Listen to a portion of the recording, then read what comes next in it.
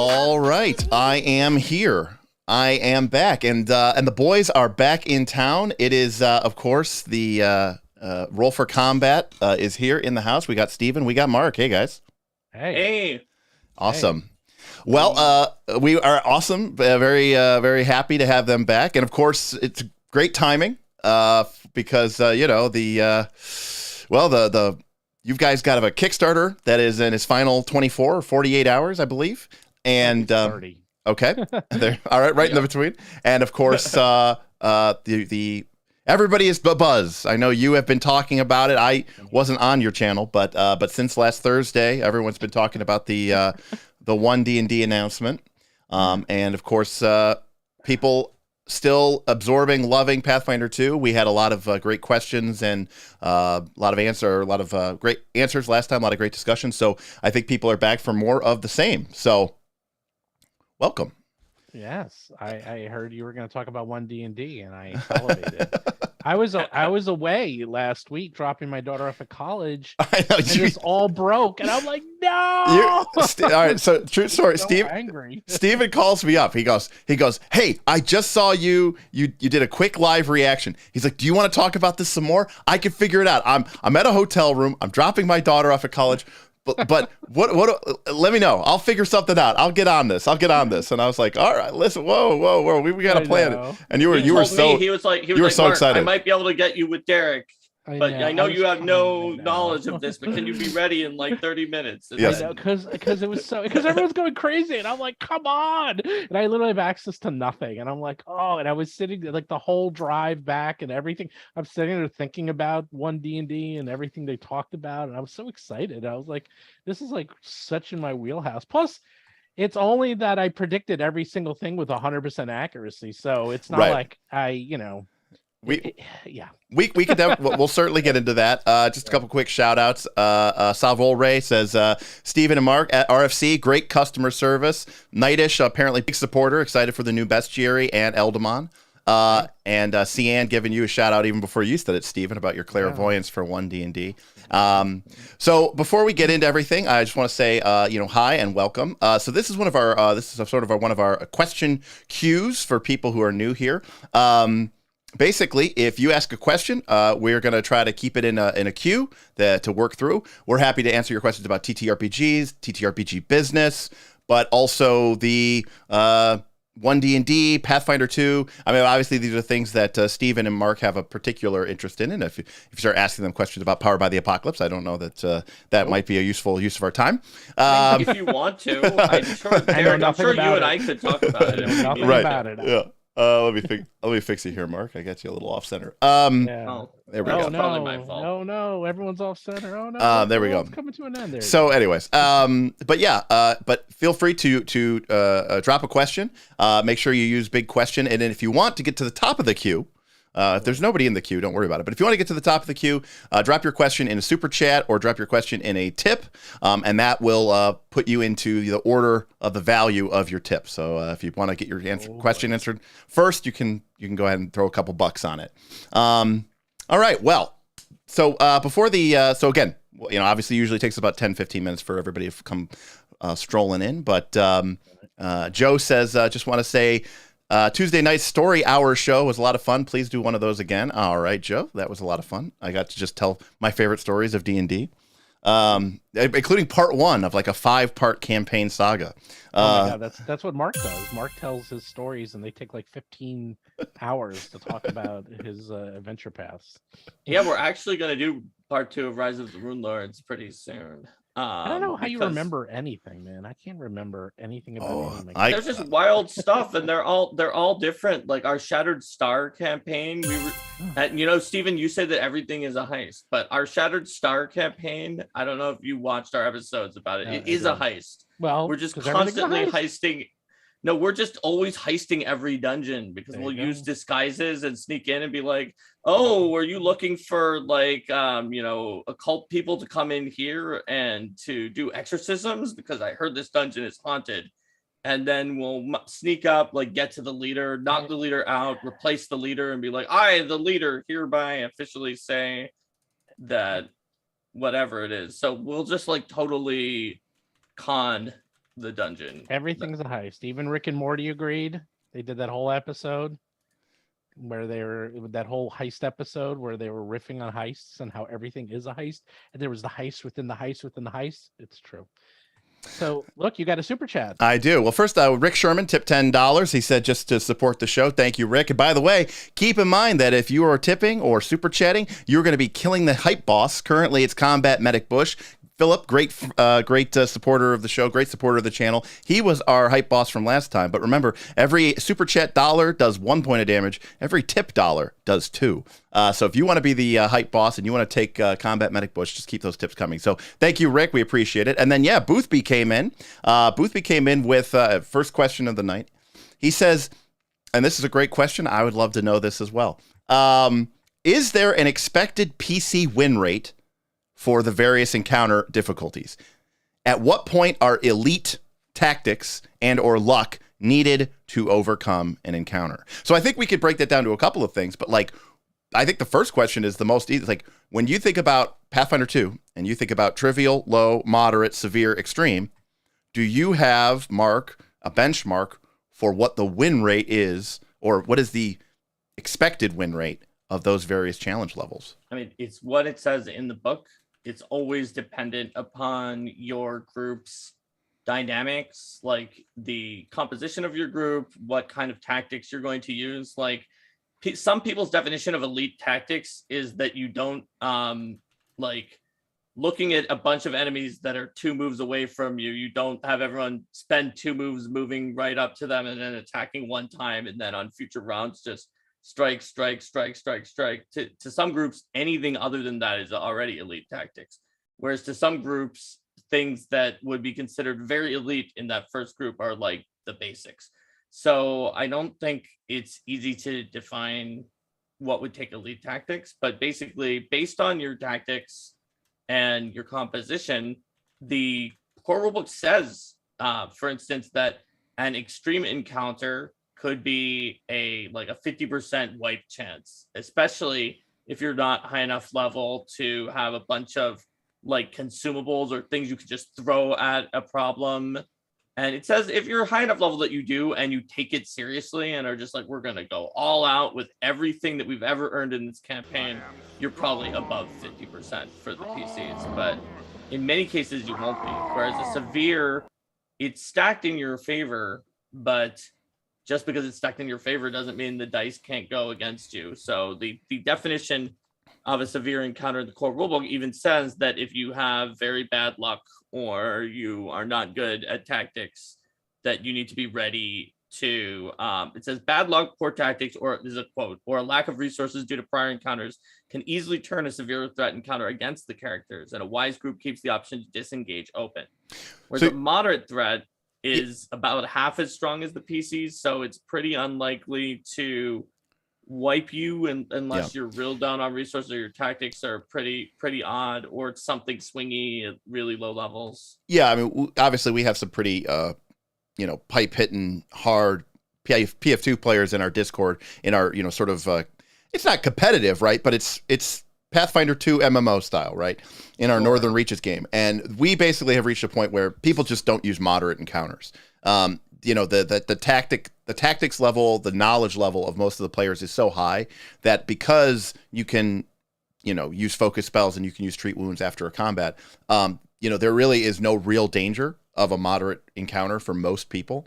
And so it's just sort of severe and extreme. But on the other side, I've heard a lot of groups that die from moderate encounters. That is crazy. I mean, what are they doing? Yeah, third action drop prone? What are they doing here? Derek, it's not my experience. And sometimes I've had long discussions with them where it doesn't seem like they're just doing swing, or third action drop prone. And it's very much not clear. But at least as designed, the moderate encounter, it's about half the strength of a group. It could go wrong at very low levels, or if your tactics are very bad or you're very low on resources, just because it can. But low threat even says it'd be rare or the result of very poor tactics for the entire party to be seriously threatened. Low threat. It doesn't even say to be wiped out. Right. Do you think trivial is just basically like this encounter basically can't win? It Right. might do something. It might use resources, but it basically can't win. Let me ask you guys a question. I'm cutting in line here. I'm cutting line here. We got another super chat with another question. I'll get you right into the queue there, Nightish. Cutting. I said it before. I said it before Nightish, so it's okay. In your campaigns that you've run for Pathfinder 2, your home games, what percentage of encounters, roughly, do you run back to back or back to back to back without allowing 20, 10, 20, 30, 40 minutes between to get back those focus points, to do some focus point healing spam, to do some treat wounds?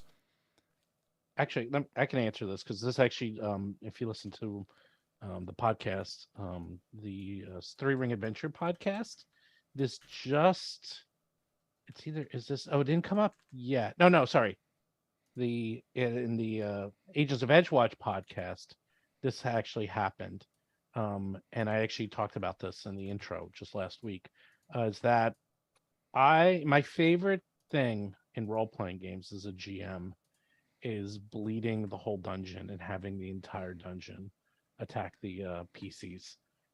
But I'm very careful when I do it because I do it in stages, and I don't have all of them attack at once. I basically have like the first wave, and then as that one's going, then the next wave, and the next, and the next, and the next. They love it. I love it. We all love it in my group, but they don't have any time to heal. And if they use heals, they have to use consumables and spells. So for me, that is absolutely my favorite thing of doing that. But you have to be very careful and know what you're doing if you're going to do that. Right. But in terms of the encounters, I kind of telegraph. I know I do it, and I do it on purpose. Is that I kind of am like, blah blah. If I'm like kind of goofy and stuff, it's like, this is an easy, like a medium encounter. Right. Well, they're reading the room, right? They're just They read it right. But if I'm in there like, oh boy, you guys, and like they know, and that not only can they bring out the big guns, but then they also should know that usually I'm not going to like throw something at them afterwards, if that makes sense. No, I always let them heal up, between encounters. Like I kind of can telegraph, like, oh, you just bled the dungeon, get ready. And they're like, okay. And they like, I don't just surprise them on that. I tell them so they know what to expect. What about you, Mark? I find it interesting the way you phrased the question, Derek. That plus your claim that they can just heal up before has tipped your hand that the percent that it's very high for your group that they can always rest afterwards, because perhaps more neutral version of the question is like, about how many encounters would you say are faced in sequence on average before your party is able to rest up? Yeah. Whereas saying what percentage of encounters allow your party to rest up sort of tips a hand that it's high. Well, I asked that because according to Reddit and Facebook and Twitter and my own Discord and the YouTube community, the way that most groups are playing Pathfinder 2 is they have a combat and then they heal to full. The zeitgeist, the message, the communal message is, quote, the designer's intention and the encounter's balance were set at the point where you would be allowed to heal to full after a fight. Let's ask the designer. I know a lot of people do that. And if you did, then Derek, you'd probably be right that there's not terribly much use for the lower encounters other than just as a power fantasy of beating the stuffing out of them. But I certainly use longer strings of encounters, sometimes through there's a forced reason why it is, often through letting the players know that if they stop, there's a patrol or something, they're likely to get noticed, and they'll be able to fight them one at a time if they don't take a 10-minute rest. But something bad could happen after they took the rest. So they get to weigh those factors. But sometimes it just triggers everything. Like, for example, I was running a converted into Pathfinder 2 Cradle of Night for Advanced Player's Guide playtest. And they managed to sneak into the location completely from the back, blindsiding the enemies and taking out the boss like right away. But then they proceeded to be attacked by everything that was in the entire dungeon in stages, like Steven said. They won. thanks to having a life oracle, which are very good at burst healing, which they absolutely needed. They won that encounter with everything. But I do that sometimes. I do series of encounters where there might be time pressure, and we have an upcoming episode of Arcade Mark about time pressure. Yeah, I actually thought so. That's something I've thought about, which is I'm obsessed with resources in management in RPGs, and the idea of this harkens back to like the way I used to play like 13th Age, but like the idea of saying, okay, team Pathfinder 2 team, there is a series of objectives that you have to acquire, which may involve combat. You have exactly on the game clock 120 minutes to get your objective. If you don't get to the objective in 120 minutes, if you don't kill the final boss, if you don't acquire the MacGuffin or whatever, you lose. How do you spend that 120 minutes, right? If you want to fight and then rest the full, that's great, but you just ate up 20, 30, 40 minutes. And I think that puts an additional pressure on the game. But again, I do think that a lot of people are just resting after every fight. I really do think they are. Well, I think now you put it that way, I'd say about 80% of the time they rest the full. But I don't know. Also, my guys, they're insane, man. They like to play on like super hard mode. I mean, these guys literally take flaws in their characters. They don't take the extra free feat. Like they play their card, they're really hard on their characters, and right. And like they almost purposely don't heal just for challenge at this point. So, but I think at the end, it's whatever your party is comfortable with. Yeah. Like my guys, like we were talking before, like they like to fight. They like battle. They like tactics. They like things hard and challenging. Like when they're about to die, and I'm like, I'm sorry. They're like, don't be sorry. And, they love it, So, that's this. Do all of them like it, Steven, or some of them? No. I don't know. I remember Vanessa seemed pretty salty about that one time that you got the reaction wrong. That's a different group. I'm talking about the Edgewatch people. Okay. When I talk about those, I'm talking about Edgewatch, my old team. No, that one's a little different. That's the circus people. Circus people are not so much into that. They like the resting. Fair enough. So I would say like it just depends on your group, but if you want to get like the thing is that low and moderate threat encounters are actually usually pretty fun for people as you get to succeed more, and the resource management becomes more important in them. So I think that more groups would probably enjoy it than they think, doing a string of low threat encounters. I completely agree. In fact, I was going to maybe even do a whole video about this. We just that's why it was like top of my mind. But like, you could do a whole video about it. I think my experience has been, and again, I'm getting off topic here, but I've got the people that hey, that's fine. I've got it's my channel. What is the topic even? I thought it was just any Q&A that was about. It's Eric Q&A. It's any question. Listen, I've got questions too. I'm curious. Okay. I want to talk shop. Fine. But we do have somebody with his $5 super chat, so I'm going to get to Nightish in a second here. But I have thought that in my personal experience, okay. Here's what I always say: the math is tight and it works. But I personally find the high level threats that are, like a single monster or something like that is like severe or extreme. I find it to be, I don't like that gameplay. And what I mean to say is I don't like needing a 16 or 17 to hit and then you do all this work just to get back to 50-50. Like, I like, to your point, I like feeling kind of, I like my odds. Like I always say that I want my players' hit chance to be between like 50 to 75%. Anyways, I think for me personally, I think a lot of people too would actually enjoy a lot more a string of moderate encounters, maybe like 2, and then maybe a third encounter is like a severe. Oh yeah, and I just said that's my favorite thing. Yeah, and so when you're and I think that actually what that does is it allows you to get that sort of resource depletion feeling without actually having like this. A party level +3 or +4 monster can feel a little rocket taggy at time, right? They go first, they come up, they crit you with the first attack, they hit or crit with the second attack, and now you're dying too. And it's like, I get that it's balanced on paper. In fact, you're probably 99% likely to beat that monster just because of the way the math works. But it's not necessarily the most rewarding experience. Whereas I feel like having and some of the greatest combats and scenes that you've seen in movie history are really kind of, you think about it, like a string of encounters, like the Mines of Moria. When the Fellowship of the Ring is attacked, they're attacked by a wave of goblins, and then a second wave of goblins, and then the troll comes in, and that's basically 3 fights. In that one fight, it's just sort of broken up into waves. That's why I love it, man. Derek, have you played the Arc RPG, the one that we use real life time to count, like as a time management resource for in-game time? I have not. No. I haven't either, but I've heard good things about it from last year. And it reminded me of the things you were saying that you liked. All right, well, I'll have to where check it's like, oh, you need true seeing. You have to close your eyes for 3 minutes, and that takes away 3 minutes of the game time.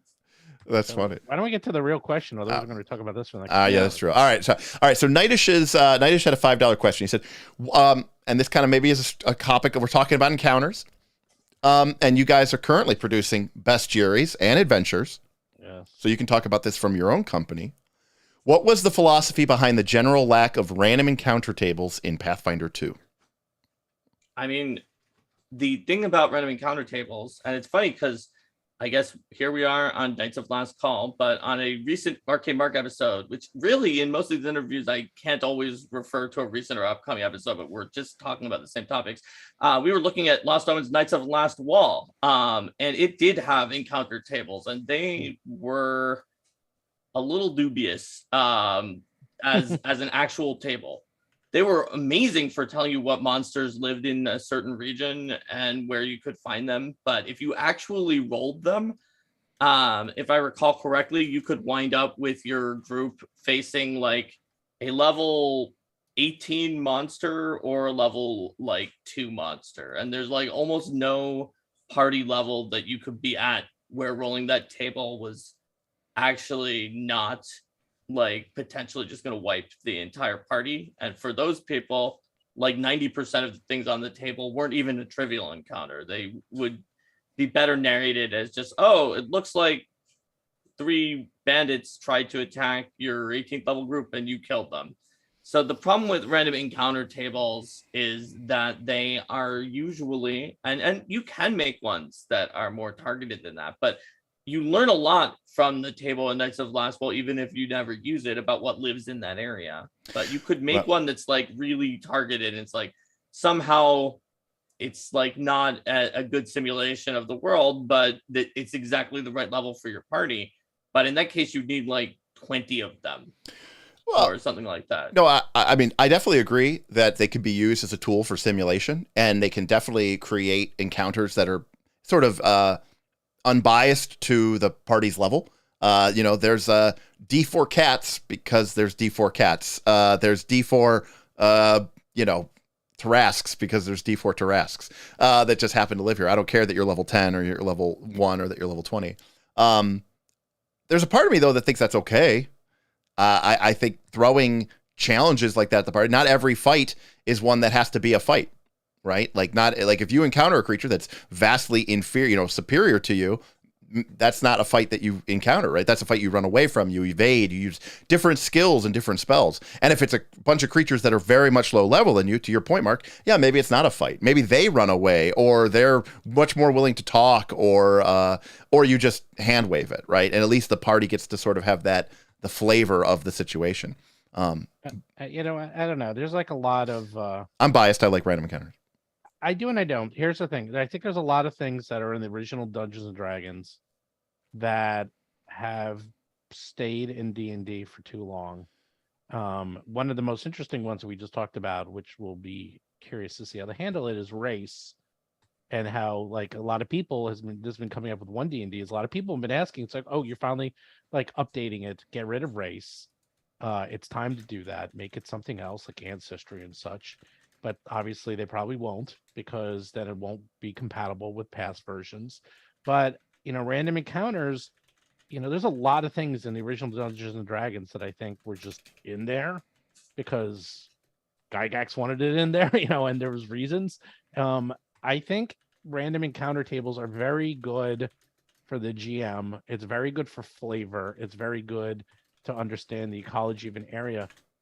But if you look back in the original D&D, and this even harks back to your question about levels of encounters, is that encounters were supposed to be, I don't remember the exact math, but it was something like 35% of them were supposed to be trivial. And I'm talking about way back, like AD&D. Sure. And like 60 and like whatever, like, so like 35 were supposed to be trivial, or like 15% was supposed to be trivial. Like 40 or 50 were supposed to be good and average, and like 15 was supposed to be hard, and like 5% were going to be like impossibly hard. And by the way, that's not just old. That table's in Pathfinder 1 and in 3rd edition D&D. That's same. Okay. So and then and then like 5% is death. Overwhelming death. Yeah, you just die. Yep. And you probably can't even get away if it's faster than you or better at noticing things. And the problem with that table is that because we did this and we were playing, and I say bad DMing, even though it was my friend Seth, is that we were playing 1st edition D&D, and it was like me and my friends, and he's like, oh, there's a dragon up in the air. And so they like don't do anything, and then he has the dragon come and land on them. Of course, in like 5 seconds. I'm like, it might probably take a little bit longer for the dragon to appear. I run and hide. Yeah, like my characters leave. I'm like, I'm out of here, buddy. I go in the woods. They fight it. Yep. They die. Yep. Campaign over. Great. And then he yelled at us and said, "Why did you fight it? You're not supposed to fight it." That's a valid question from the dungeon master, and good on him for sticking to his guns. But also he poorly ran that.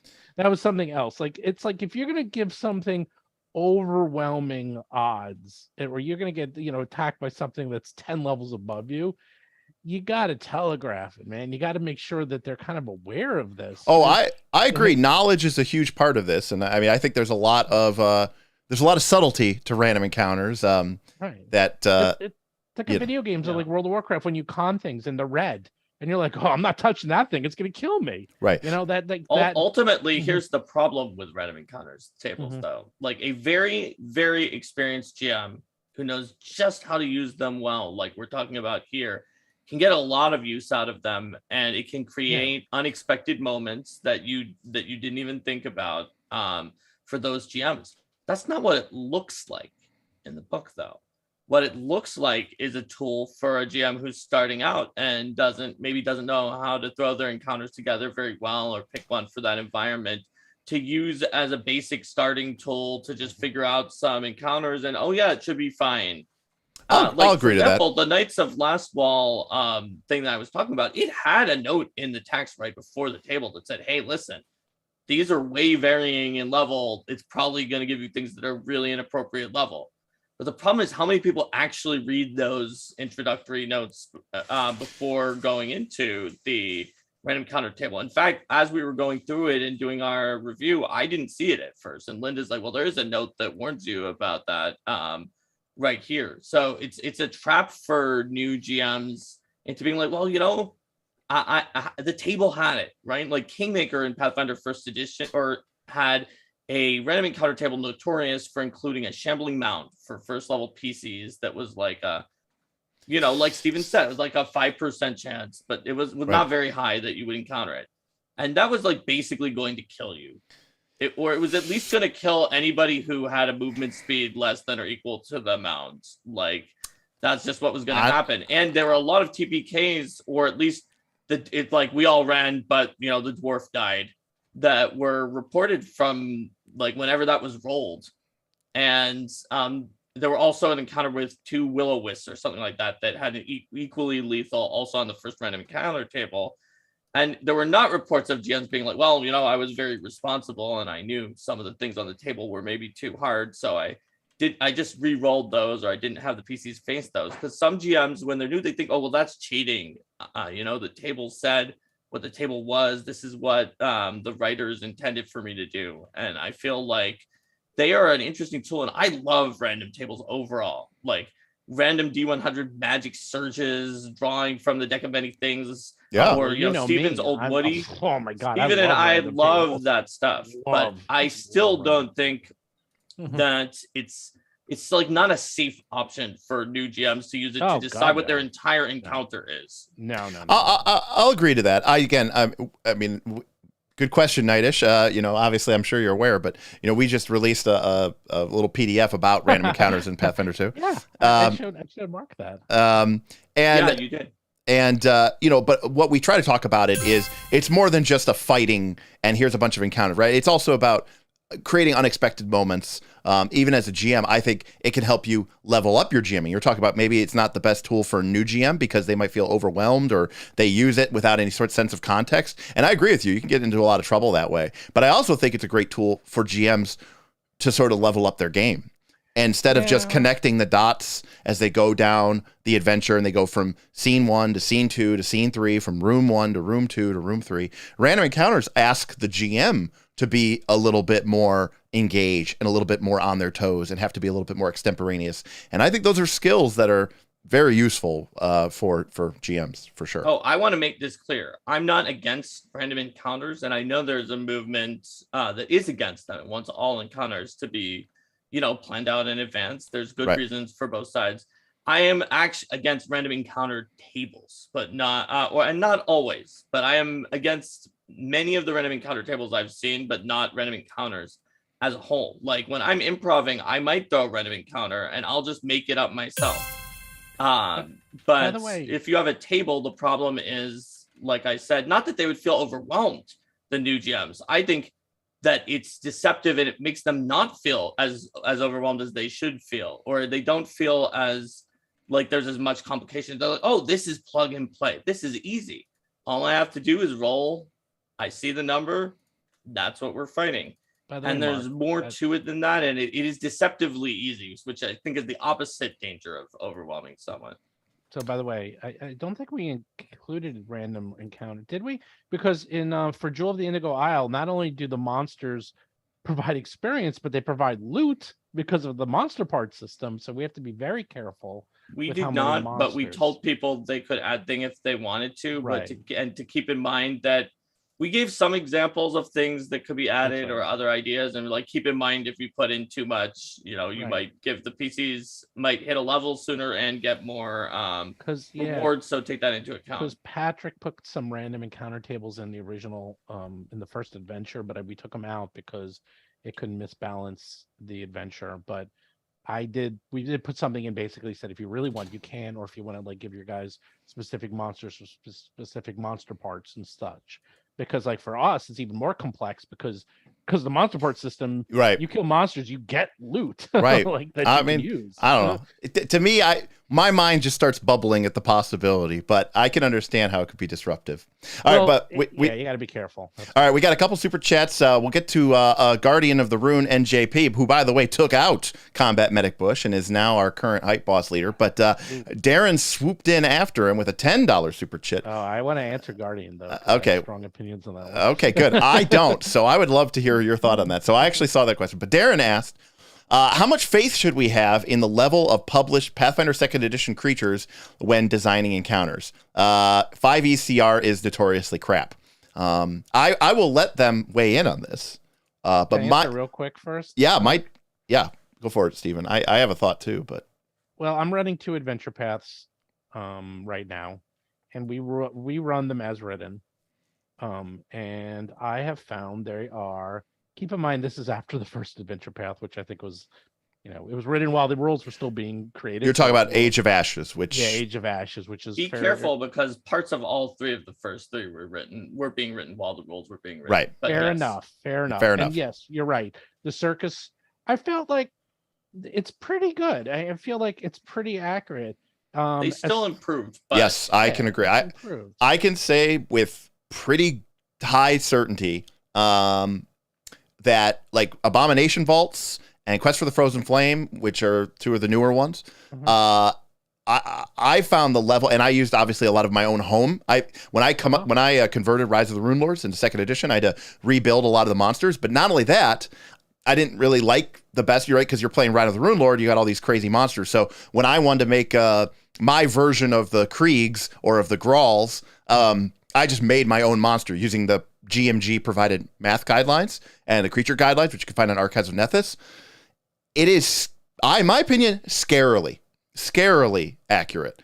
And I find that the numbers and the math and the system works out really well. There's almost a part of me that kind of thinks it works too well sometimes, right? Where like no, I'm serious. Like unless you put in, and Mark, you alluded to this, unless you put in certain abilities which by their very nature are kind of swingy. Spellcasters probably are like one of that category of things, or like a creature like a dragon, which is a breath weapon, right? Because like a dragon that breathes and then rolls a 1 and they could breathe again and then like rolls another 1. Like if a dragon breathes 3 times during a fight versus once. You have a 5-round fight and it goes on 1, 3, and 5. Yeah. Whoa. Right. It's a very different fight than the one where it only breathes once. Yeah. Because its next one would be on round 6 and it was dead by then. And so I found it to be fantastic. I found the GMG numbers to be spot on. The math there is very accurate as long as your players are what I would say making the most likely optimal choices. If your fighter is starting with a 12 strength and they're a melee-based fighter, things could be a little difficult for you. And non-finesse. Yeah, and not finesse. Right? Yeah. They're like a great sword fighter with 12 strength. Yes. But I mean, worse, like a great sword barbarian with 12 strength, because the fighter at least has fighter accuracy. Right. So they'll be bad, but the 12 strength barbarian is just like. Right. And if the barbarian doesn't get striking runes because he doesn't believe in them, you might be in some trouble. But if you're Shamek magic striking runes, that's what they are. Shanti don't use striking runes. But if you get your potency runes at 1, 2, and your striking runes at 4, and yada yada yada up through the thing, I have very high faith in the system. I think it works really well. So I have faith in the system. I think that the answer is it's very accurate. Yeah, I think they did a good job coming up with these particular numbers and guidelines. Whoever those authors are on the cover of Game Mastery Guide. Yes. Logan and me. Yes. Logan and me. We were I always extremely heavily together on those monster creation. Do you know that Logan subtweeted me? Did you know that? No. You know what a subtweet is? Yes. Okay. Did he subtweet you about your spell grades? He did subtweet me about my spell grades. Really? I may have seen that. Yeah, he was. What did he say? It was something like, someone is doing a spell review of every spell, and it's like, little italics, like takes a look, and it's like, all of these spells are garbage. These people don't know what they're talking about, and it was like, and he was like, oh, okay. That's to be expected. That's to be expected. What a waste of my time, or something like that. Yeah, but you actually pointed out that was like a near perfect curve. It was. Yes. I mean, you could argue with my accuracy. You may not agree with how I rate spells, but based on my own ratings, it is a fair distribution, right? So you might have rated them differently. I thought it was good, and to be honest, that doing the 10th level spells, that was so much fun. That was the most fun I've had in a long time. Because discussing it actually changed my mind about some of those spells. Oh yeah, you came in. It's definitely interesting. Did Steven think they were better, and then you convinced him they were all bad? Not all bad. No. But I could see the point. But I think got some of these spells up that I thought were. That is true. You convinced a lot of people. You championed. The one thing though that no one could deny is that the divine spell list kind of sucks. But and here's the thing. That is that's like an example of a tradition, right? Like historically, the divine spell list was weaker than the cleric's wizard spell list because the wizard had D4 hit die and no armor and could use a dagger and a staff, and the cleric had full plate and D8 hit points and a better attack progression and better saves. And so their spell list couldn't be as good as the wizard. Yeah. Well, the cloistered cleric is just a wizard with a different spell list, basically. By the way, Mark, Derek gave Dinosaur Fort an F. Okay, but everybody else gave it an S or an A, and so it did. No, we gave it an A. None of us gave it an S. It did get A in the every single person on that. And it was me, Steve, and a bunch of patrons gave it like high rankings, and I was like, I was like, well, gave it an F. I would have not given it an A. All right. Given it Well, below, we gave it I would have an given A. it below an A. It was we it gave was it an A in flavor. It was a joke spell that I made it was to so much fun, though. because of a meme thread where people were like change one letter in a spell to make a new spell, and they changed dinosaur form to dinosaur fort. So like in terms of the way Derek rates things, which is like, is this gonna hyper optimize your utility for that 10th level slot? It was never intended like having a vanity fort where dinosaurs are hungry hipposing your enemies was never intended to be. That's exactly what Derek said. It was never intended to be the hyper most optimized use of your 10th level slot. It was intended to be awesome. Yes. So I would not have rated it as high as an A on Derek's curve, because Derek's curve does not allow spells to be awesome and get an A. They have to be he gave something an They S. have to be useful to get an A. Yeah.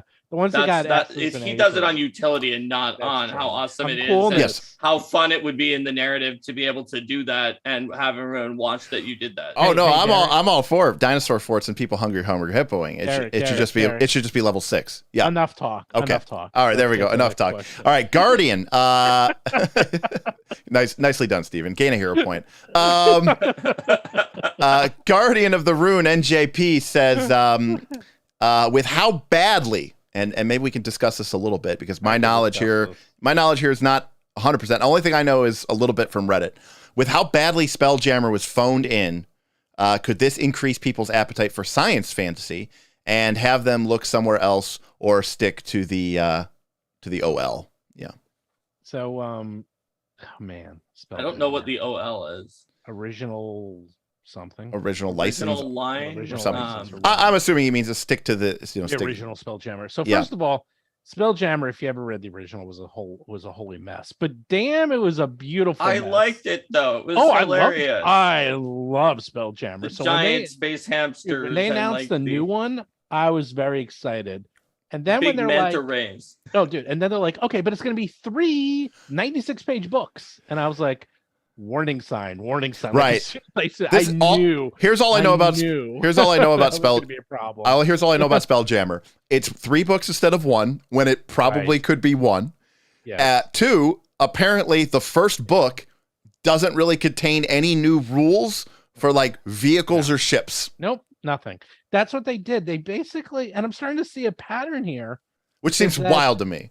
Well, they don't change because they don't change mechanics. What they do is they literally say it's D&D in space, and they literally just slap space stuff on top of it and call it D&D and say it's in space now. It's like, well, how does it work if I'm traveling in a ship?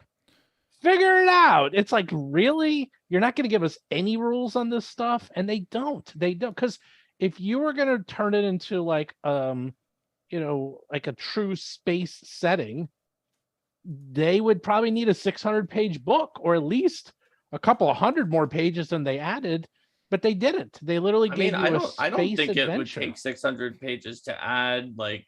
Well, what they did to add at least a small number of ships and some kind of simple ship rules. Yeah, but they didn't even bother. Obviously, the old Spelljammer had some really complex, involved ship rules, and you got those little. I mean, I used to have them back when I the cardboard cutouts. Those little cardboard cutouts. Had the ship deck. Yeah, I had a lot of the original Spelljammer. Yeah, but it literally stuff. says Booth B. Rhodes. Yeah, it's Spelljammer ship combat. Basically says wait until you can board the other ship, and then you could start fighting each other using hand to hand. Using basically it's like using D&D combat rules like the way that we've always had them, right? It's literally they are just painting like a scene on top of D&D, and they keep doing this, and I'm not exactly sure why. Because it's easy and it makes them a lot of money. I know, but it's like eventually you're going to burn that bridge. It's like, are you though? Can you?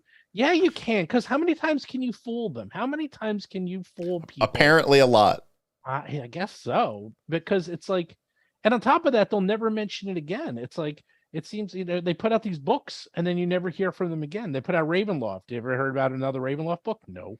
It's like you're probably ever going to hear anything about Spelljammer. Right. Maybe. And again, I get that I'm not the target demographic, right? I understand that it was brutal. I actually just picked up a new book. I think it came out. Actually, someone told me that I missed this. I picked up the new Death of the Dragon book or whatever it's called. The one by Griggs or whatever. Mm-hmm. He was on your channel. Yep. About like the fall of TSR and how they screwed the pooch. And I loved box sets. I loved these lines where I wasn't a big Ravenloft fan, but I appreciated that Domains of Dread existed and that Ravenloft was its own campaign setting. And if you wanted to do gothic horror, and it's sad to me because I go to my favorite local game store, I go to Origins, I go to these kinds, and I hear people talk and they all just say, oh yeah, Ravenloft, I played the Ravenloft, I played Curse of Strahd, I played Curse of Strahd, I played Curse of Strahd, I played Curse of Strahd, I played Curse of Strahd. They've all just played Curse of Strahd. None of them have actually done anything else except for play Curse of Strahd. Like there is no other horror elements. There's that one adventure and that's it. And you have to use it or lose it. And it's kind of, it's kind of sad. I mean, by the way, and this makes me kind of also sad.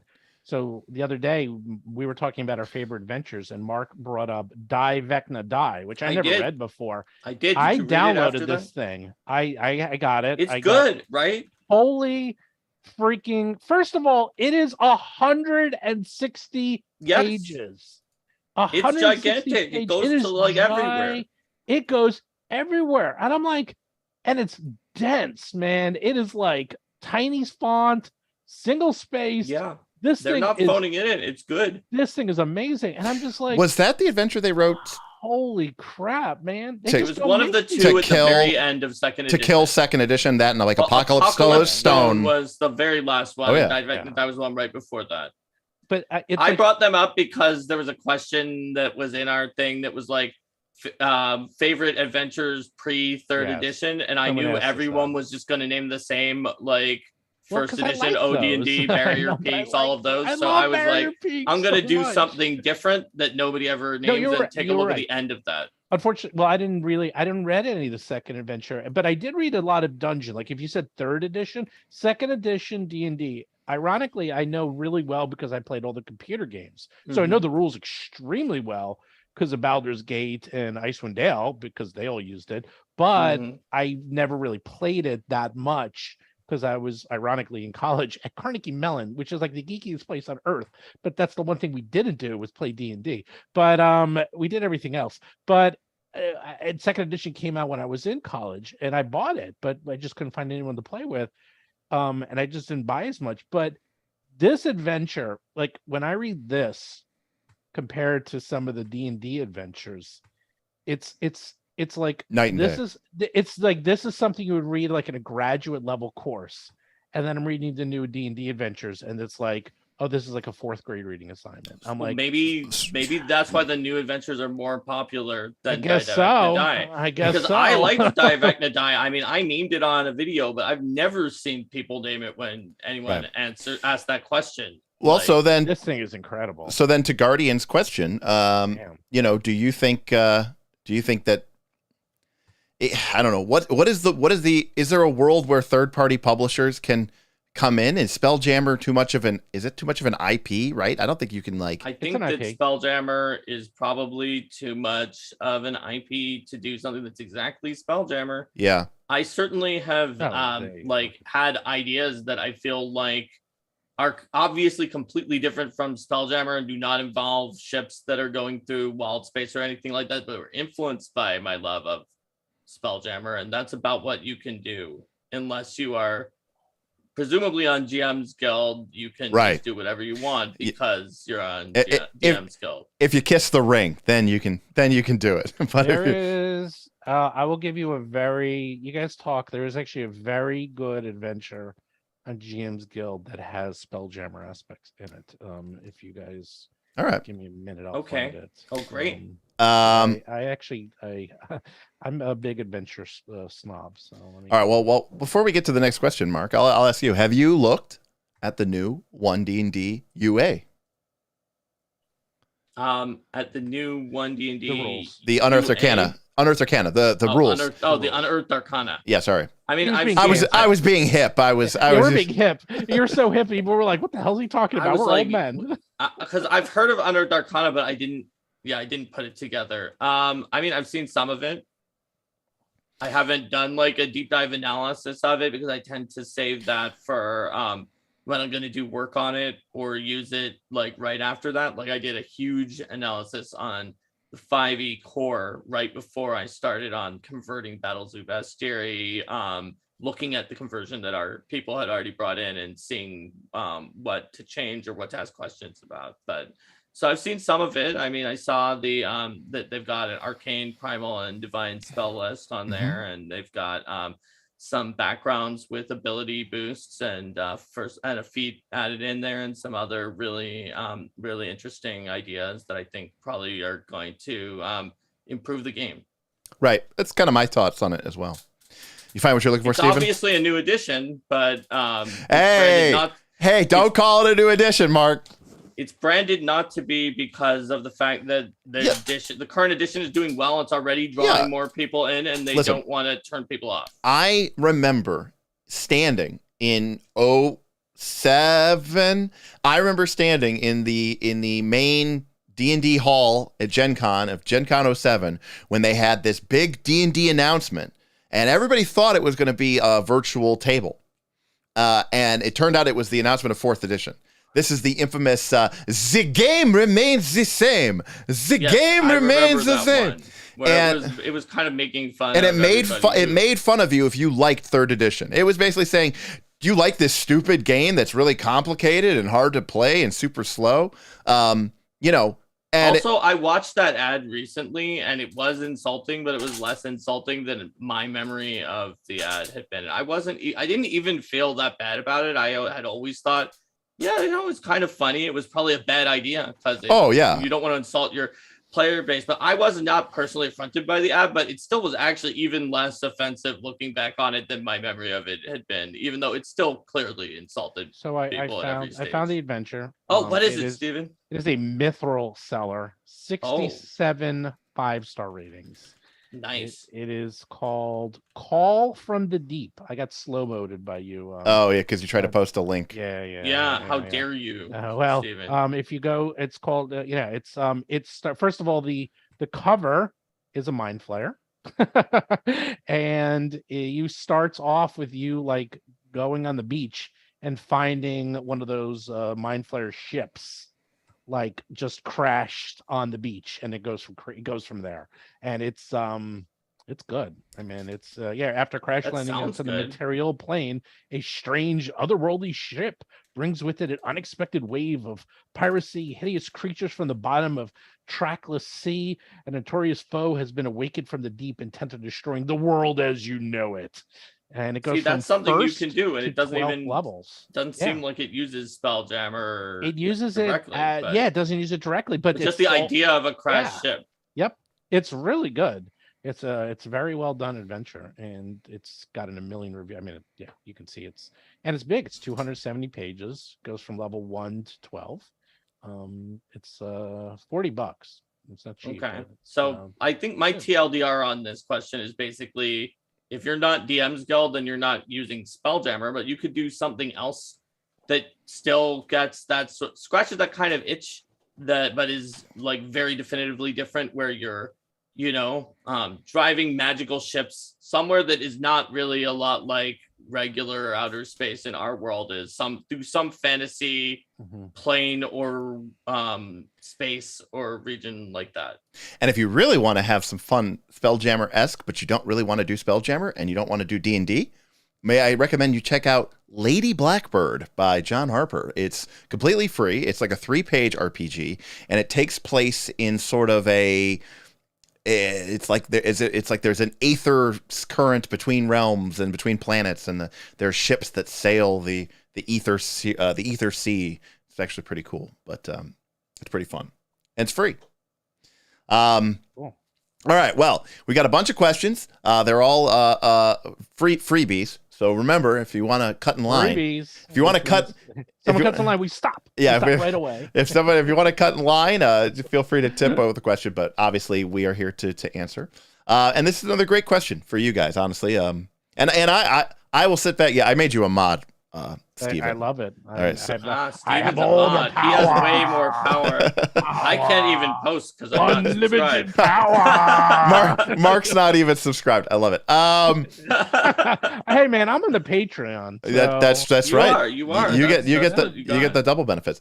Nightish asked earlier, what is the most important thing to focus on for someone trying to make great third-party publisher content? Oh yeah, I saw that one. Oof.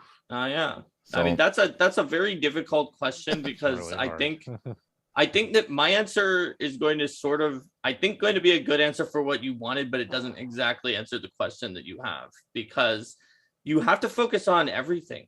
Because as one of the biggest things you have to worry about as a third-party publisher is the segment of the fan base who has made a sort of, for their own ability to just not be over inundated with information, drawn a line in the sand and just been like, everything from Paizo we'll look at, but if it's not, we won't. And if you want to get people to go past that line, you need to have something amazing.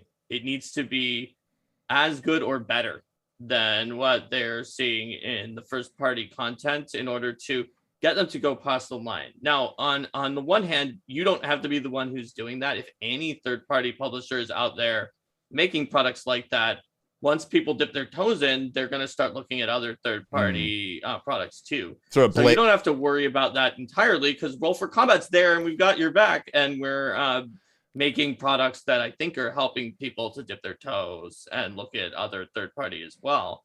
But you generally want to, once you have gotten past the point where it has to be everything, play to your strength. Make a product that is based on what you're good at, and make a product that tells your story and that basically is themed on what you want it to be themed on. For example, with Roll for Combat with BattleZoo, our theme is like, we have a lot of them. We have like the our theme is we do everything. Sure, we do everything, but we've got, you are one of the designers, you, the person watching, the person purchasing it, are part of our designers team, and we're going to always have sidebars and information on how to tweak it, how to make it work for you, rather than just telling you take it like we have it and that's it. We've got another one which is like part and parcel of having me, who co-created the PF2, is that we're going to make it on the baseline. It's going to be balanced with what you would find from Paizo, as balanced or more, or else you can bug me online and I will help find a way to make it balanced. To your game. Yes, I will help find a way to make it balanced for your group. Yeah, but that's not necessarily you, right? Like I think there's a good business model, and we see it with a fairly successful Infinite products. That is the business model of being like, the balance of the main game is wrong and I know better, or I can make it cooler, I can make it more fun. And we've seen that in a lot of previous editions, but not as much in Pathfinder 2nd edition. So I think there's space for that. But we're never going to do that. We're not going to publish something and be like, this is just better than the fighter. This is stronger than the fighter. We think the fighter wasn't strong enough. We're going to publish to Paizo's baseline, whatever it is. I picked fighter but you could pick your favorite class, right? Like Alchemist. And Roll for Combat and BattleZoo is not going to publish the Neo Alchemist that is just like much stronger version of the Alchemist, for example, or new versions of rules that are power boost.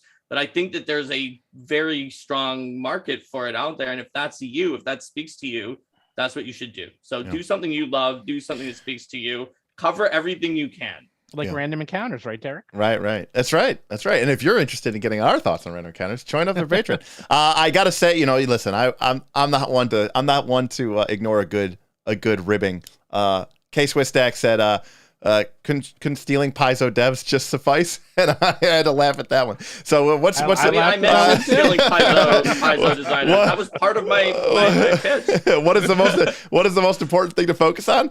Just hire some Paizo devs. Well, Watsy thought so. They hired half of Paizo. Yeah, exactly. So Steven, do you have like a single answer? Yeah, I do actually. Is that, well, I 100% agree that do what you know and do what you love. It is interesting because what sells and what does well, and you see the same people doing it. Like I see a lot of Kickstarters, and they always will do like new classes, new magic items. Those are very popular. New spells, like those are always very, very popular. We at Roll for Combat do things you just won't find anywhere else. But also I feel like we can handle that. I think that's very hard for most people. Like, we'll do a dragon ancestry that's 130 pages long. Like we will do weird monsters that are balanced. Like we'll do Eladamon. Like we're just doing stuff that you will not find anywhere else. That's our thing. But if you want to try that, you can. The problem with doing that is, I would say 80% chance you might, I wouldn't say fail, but you might not get the audience that you're looking for, because they just might not trust you. They might not know who it is. And they're like, oh, what is this? Like, and they just look at it. They're like, I'm not going to, like test it or buy, spend my money on it. So, but you might be lucky and maybe you come up with something really good and everyone's like, oh my God, this is so good. And then it starts spreading by word of mouth. Yeah. So I would say, the safe way to do it, if you're interested in like publishing for real, is do something safe. Yeah. Start off with something that start off with something that's proven. I would say, and I'm not a third-party publisher, but I would say if you want the easiest road to victory, this is what I would do.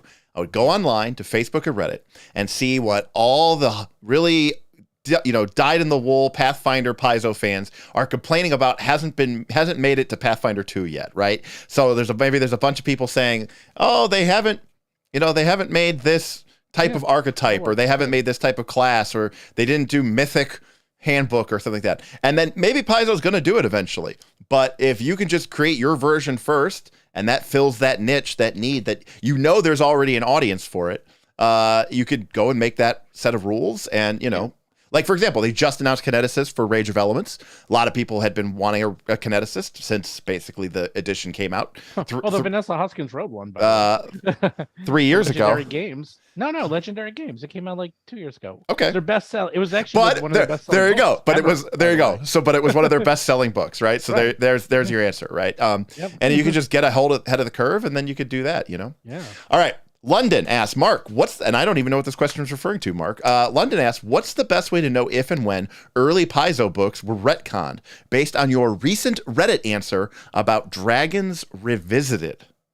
So, yeah, some things that were in very, what? very early. I don't even know what he's like. I guess. There was a Reddit thread that was talking about dragons in Golarion and also Battlezoo Ancestries dragons. The 136-page book Stephen was just talking about that I wrote on a single ancestry. So basically, there's a big book called Dragons Revisited, and it was written by Mike MacArthur, if I recall correctly, who also created Shellens, Ankutan, some of the early things in Golarion, but he left Paizo and then later died in a car crash. And so basically, he had some ideas for dragons that some of the other early people at Paizo did not agree with and did not want to continue onward. So in a lot of cases, though, they were just kind of retcon. So any other time later that you saw things of dragons, they just contradicted them. And the problem is that usually it's a soft retcon. It's not going to be published in a book like a sidebar that says retcon ! This thanks, after this book, we have officially retconned these pages of this previous book.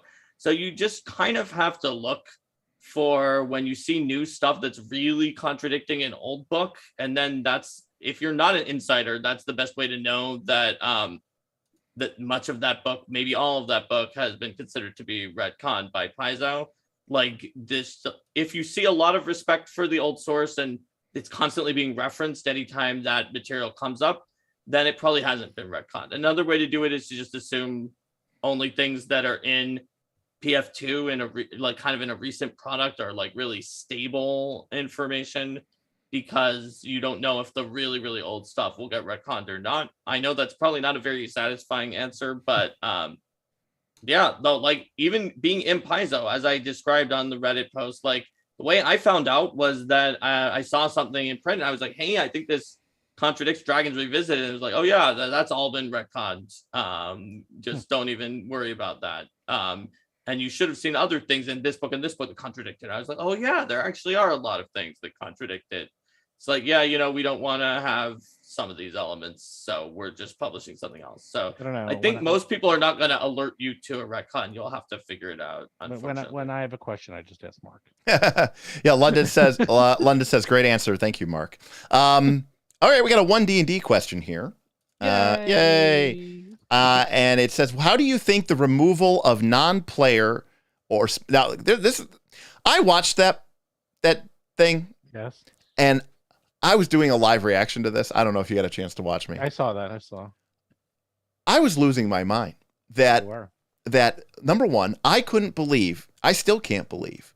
Apparently Critical Role doesn't use inspiration, and that might be a good reason for this. I don't really like 5th edition. I've dabbled with it. I'm playing a very, very hacked version of it right now for our personal Friday night campaigns. Just to kick the tires, so to speak. But I thought, I'm coming from, it's D&D, right? There's more to it than just combat. And I thought the inclusion of like the flaws, the bonds, the ideals was a great step towards making Dungeons and Dragons. But I had been playing games like Fate and Dungeon World and Mutants and Masterminds for 10 years. I thought those were incredible advances that they put into the game, trying to make the game a little bit more narrative focused, story focused, character focused. And then the fact that they tied it into a mechanical benefit was, for me, like top tier. Play to your aspect in Fate, trigger it against you, get a Fate point, use that as a currency in order to do things mechanically within the game with a higher chance of success. Same system. And apparently no one uses it. Apparently no one uses inspiration in 5th edition. People forget to hand it out all the time, or they just don't use it at all.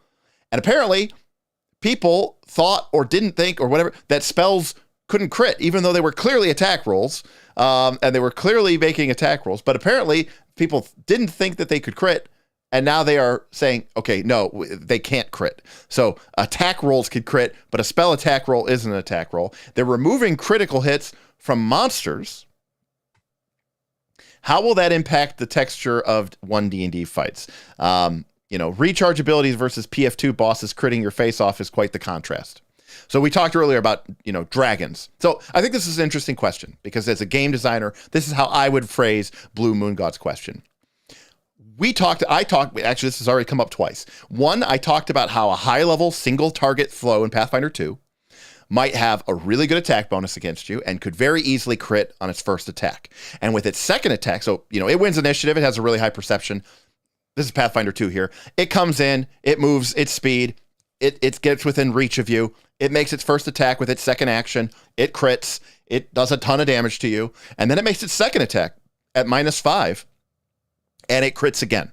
It rolls like a 15 or a 16. And it crits again. And you just got double crit.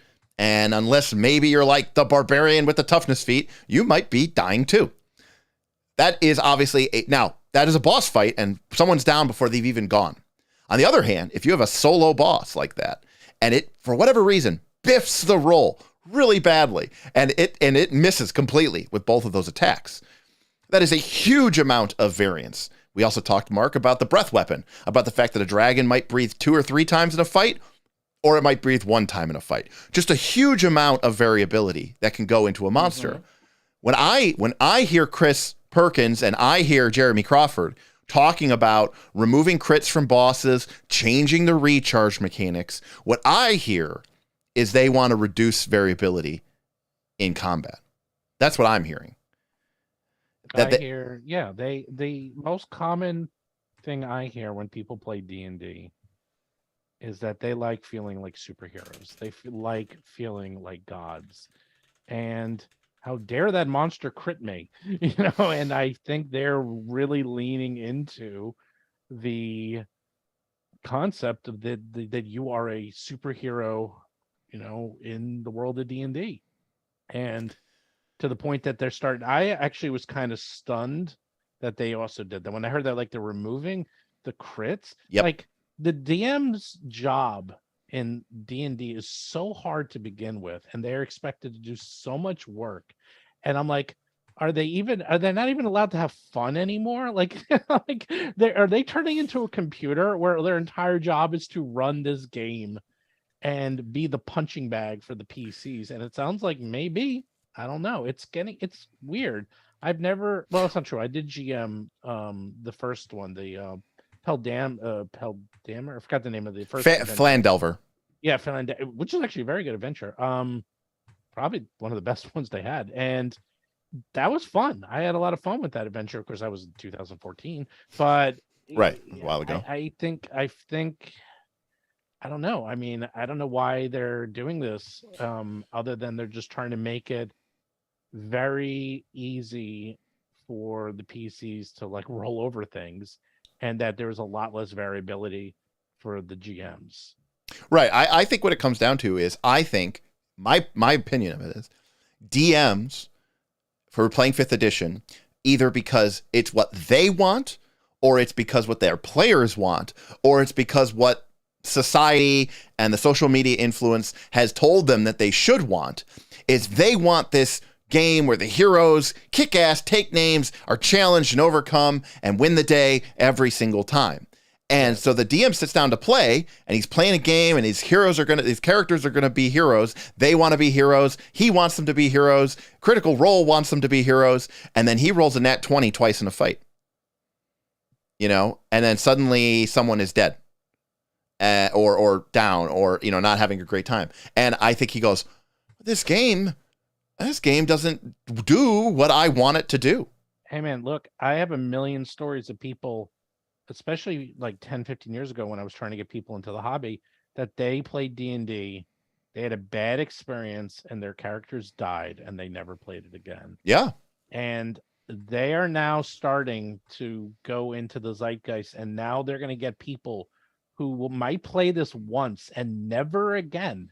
The Monopoly effect. Like, they're going to only get the 1 or 2 times to get these people to try out this game. So they're going to want this experience to be as amazing and as positive as possible. And they're sacrificing. Oh, my camera's did not. Oh yeah, there you go. Yeah, unfocused. Is that they're trying to make this as positive an experience as possible, but they're like sacrificing the entire game system for this. Right. I mean, I play games that don't even have dice. I play role-playing games, and I use the term loosely, like Microscope and Fiasco, right? Where there's no random resolution of anything. It's really just what feels right. Hey, group, let me take a quick temperature check. Wow, what are we feeling here? Do you think my character should succeed in this scene? Or do you think this is a moment where my character would fail and really have some character growth? What do we feel? Let's everybody chime in. Yeah. I've played games like that, and I have a lot of fun with that when that is the game that I'm trying to be. But when you're trying to have a deterministic outcome in your game, but you also still somehow want to include random dice rolls, this seems to me to be a path towards madness and nonsense. Yeah, I don't know. I saw a very good article recently. It was either in Kotaku, or it was on one of the bigger sites, that basically said, now that the grown-ups are taking over D&D, it's going to be a bad thing. And they said the gist of the article was that the geeks and the people who love the game should be in charge of it, not Hasbro and the suits, and they're going to kill it without realizing it by chasing the money. And they were using like Disney as an example of like how Star Wars and now like phase 5 of whatever of Marvel is that they're successful at making money, but it does feel like the chinks in the armor are there, right? Because the Doctor Strange didn't do particularly well, and whatever the one that just came out didn't do particularly well. The new Thor, and people love that Thor movie, but it's like you can only go to that well so many times. And and episode, maybe not episode 7, but episode 8 and 9. I mean that killed. I mean, in some ways, that retroactively killed Star Wars for me. It was so bad. I'll die. I mean, it's they. I mean, we can talk about this all day, but it is curious to see. Like, is my favorite quote of all time, and I think it's Oscar Wilde, is like, "There's only 2 tragedies in life: getting what you want and not getting it, or not getting what you want and getting it." It's like wanting something and then getting it. Yeah, exactly. Yeah, and that's exactly what we're in. We're like, oh, wouldn't it be great if D&D and everyone would play it? And now we're getting it. I'm like, oh, this is so bad. Oscar Wilde also has great last words. Either the wallpaper goes or I go. That is funny. So yeah, I mean, I think we're gonna have to just hurry up and see, and we'll figure out what happens from there. But I do think it's interesting. Yeah, but it's your game. If you don't like it, just change it. I mean, that's the Stormwind fallacy basically in its own version. But that's a different. It's a different fallacy than the Stormwind. Oh, is it different than Stormwind? Which? Yeah, I think that's the Oberoni. Oh, you're right. It's the Oberoni fallacy. Stormwind is you can't be both a role player and an optimizer. Yes, you are correct. I got my fallacies wrong. Okay. Yes, Oberoni is a fallacy seen in discussions that puts forth that if a problematic rule could be fixed by the figure running the game, then the problematic rule is in fact not problematic. Yes. Okay, that's what I thought. You got it. Hero point to you, Mark. Ooh, we're tied. So Joe had a question. I think it kind of got answered in chat, but we can kind of provide some quick value to it. Oh wait, Chris Monroe jumped the line. Excuse me, pardon me, jumping the line. Wink. Oh, I think he's upgrading. Okay, he's upgrading. I think he's upgrading his question by $2. I'm gonna assume that's what he wants to do there. So I will kowtow to that. All right, so Chris with a $2 super chat up tops to the line. Chris says, it's not Spelljammer exactly, but an adjacent question probably for Mark. I know there is an airship in the GMG, but is there even a place in Golarion where that would appear? Yes. I mean, there's not a lot of airships hang out in Golarion, but if you check down Guns and Gears in the Ustalov section of the Guns and Gears book, you can see that indeed they have it's two, and they're each really weird, and one of them may be I feel like one of them may be evil and alive and undead or something like that, but they have started to make them. They're very expensive and questionable prototypes, but where you have very expensive and questionable prototypes, you might have more later on. So there's at least a couple in Ustalov where it's going into the reckless science mold using some of that Stasian technology from Irisen that's based on Tesla coils and stuff. Right. And that, by the way, to me, I'm not a big fan of the gear punk, but when you start taking it in that direction, like Mark is talking about, and you start talking about kind of gear punk, Spelljammer, kind of more it's more of a elevated thing, that's where it becomes more interesting to me. Being a gunslinger in Varesia isn't as interesting to me as being a gunslinger in whatever it's called. Alkenstar? Alkenstar. Yeah, thank you. Alkenstar. And don't forget, if we get 50 likes, we're going to make Derek do something really silly. No, this is not your stream. You can't. He's going to make us do no. I see it. I see 68 people watching. We're going to get them 50 likes up. I know my. I love to hear Derek talk like a D-frog. I know my audience. Here, I will say this. Oh, the likes are going up. I see them going up. Guys, if we get 50 likes, I won't make anyone do something silly and stupid. Oh, well, then, I see them going up. Wow, it went up even faster. Oh, that was really going. Look at that. If we don't get to 50 likes, I'm going to make somebody do something embarrassing and cringy. But if we do get to 50 likes, you will be saved that. Oh, we're already up to 40. Here we go. I remember someone was once asking, because we have on the active Kickstarter on Eladamon.com, a stretch goal that is that I will be forced to perform a terrible Elder Rap, and we're getting closer to it. Someone said, "Is it possible to make a stretch goal after that that Mark doesn't perform the Elder Rap, so we don't have to deal with it?" And there you go. That is exactly right. 44 likes. We're getting them up there. Listen, I changed the nature of it. I said we won't do something silly. He has altered the terms of the agreement. Pray I do not alter them further. I'm gonna make him. I'll force him. I will use my Jedi mind trick over the internet. Scratch Paper Games, an awesome supporter of the channel. Scratch Paper, appreciate everything that you've been doing for us lately. That's a good question. He says, "What's your favorite realm to play in Golarion?" Earth.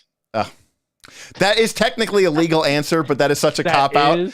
I know it is. That's my least favorite realm. By the way, that is. By the way, although that is a fantastic adventure. So we weren't playing all the Pathfinder 1 APs. We were mostly doing homebrew. But at the time, Smith, Aaron from Nice Last Call, he had a subscription with Paizo that every time a new mini set came out, he would get a case of them, not like a brick. He would order a pallet, like a case. Okay, he would get it sent to me. I don't even remember how much it was, $900 or something, right? Like every time a new one's, and so every couple months, a pallet of whatever it was called. What was the line called? Battle something. The Pathfinder battle, maybe battle Pathfinder battles. It might have been called Pathfinder battles. Something like that. But I remember Pathfinder battles. It was Pathfinder battles. Okay, I remember opening up and I remember pulling out, and I was like, Russian soldier, and it had like a machine gun, and I was like, what the hell are they doing over there at Paizo? Rasputin Must Die is so good. That is an excellent adventure. So apparently the key to adventure being good is to have die in the title. Die, Rasputin. Die, Rasputin, die. That okay. is a very good adventure. So Impossible Lands for me. Impossible Lands for you. Now, we'll put a jazz on this without going too deep into it, so we can get to the other questions. Why, Stephen? Why is Impossible Lands your favorite? Because it goes against type. It goes against norms. Like there's a lot of weird stuff there. I just like, you know what? I've seen it all, and I actually do love Galarian in general, just because they do have. Like, if you want Gothic horror, we have Ustalav. If you want, they have something for everyone. But the Impossible Lands has things I've just not seen before. And like Geb and the Mana Waste and Nex and Jolmare are cool. I mean, they're just really unique. And that's why I like them, because it's one of the only times that I can read one of these sections and I just don't know what to expect. Like if I read... I love Ustalav, by the way. I mean, we did Extinction Curse. No, is that right? Yeah, Extinction Curse all the way through. Not Extinction Curse. What's the one? That the one Agents of Edgewatch. No. The one that they were in Ustalav, the Adventure Path.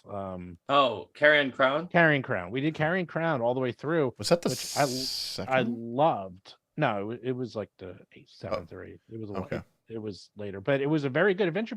But it's like what to expect in Gothic horror. So it was like cool.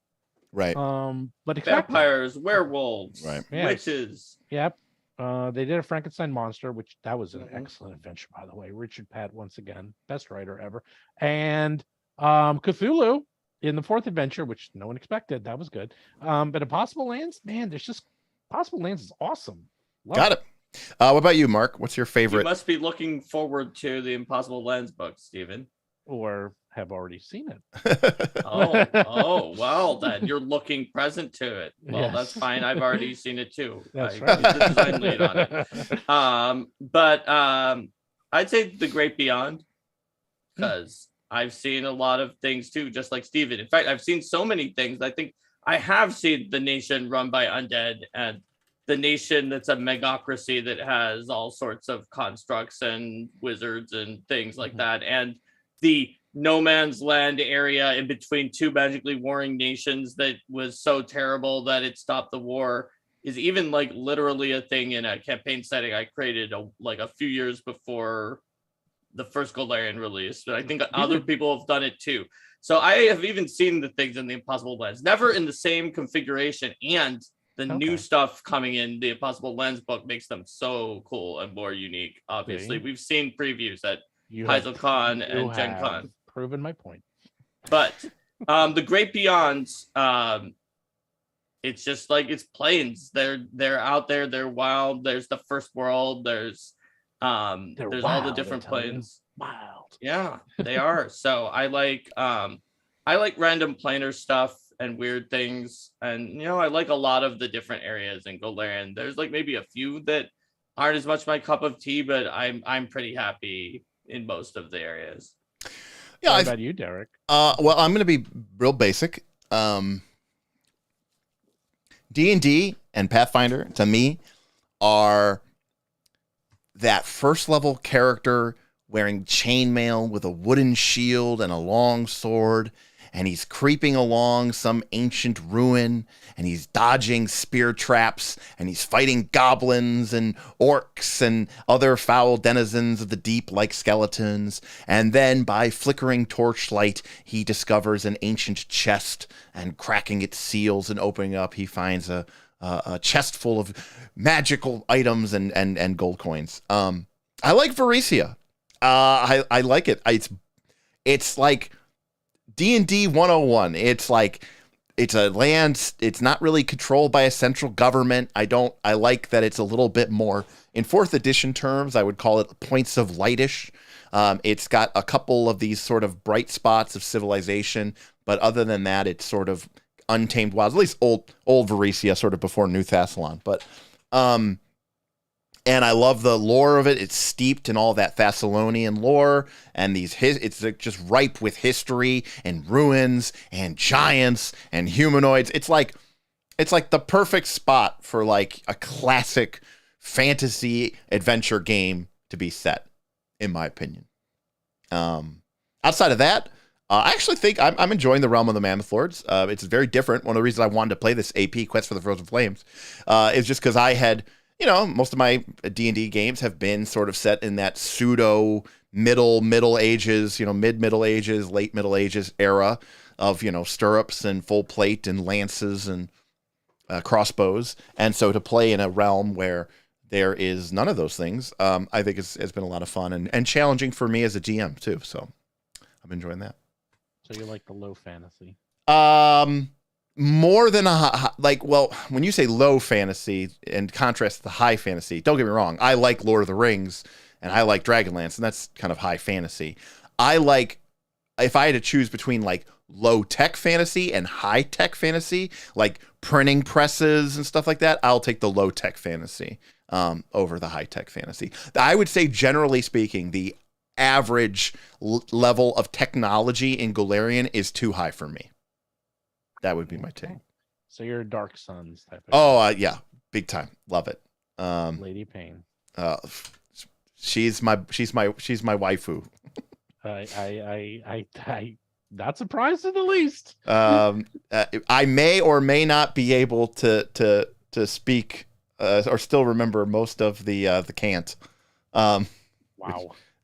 Do you ever get a tattoo? Is that going to be your tattoo, Lady of Pain? That's actually a good one, but no. If I ever got a tattoo, it would be a line. It would be a line of text that says, "Only I will remain."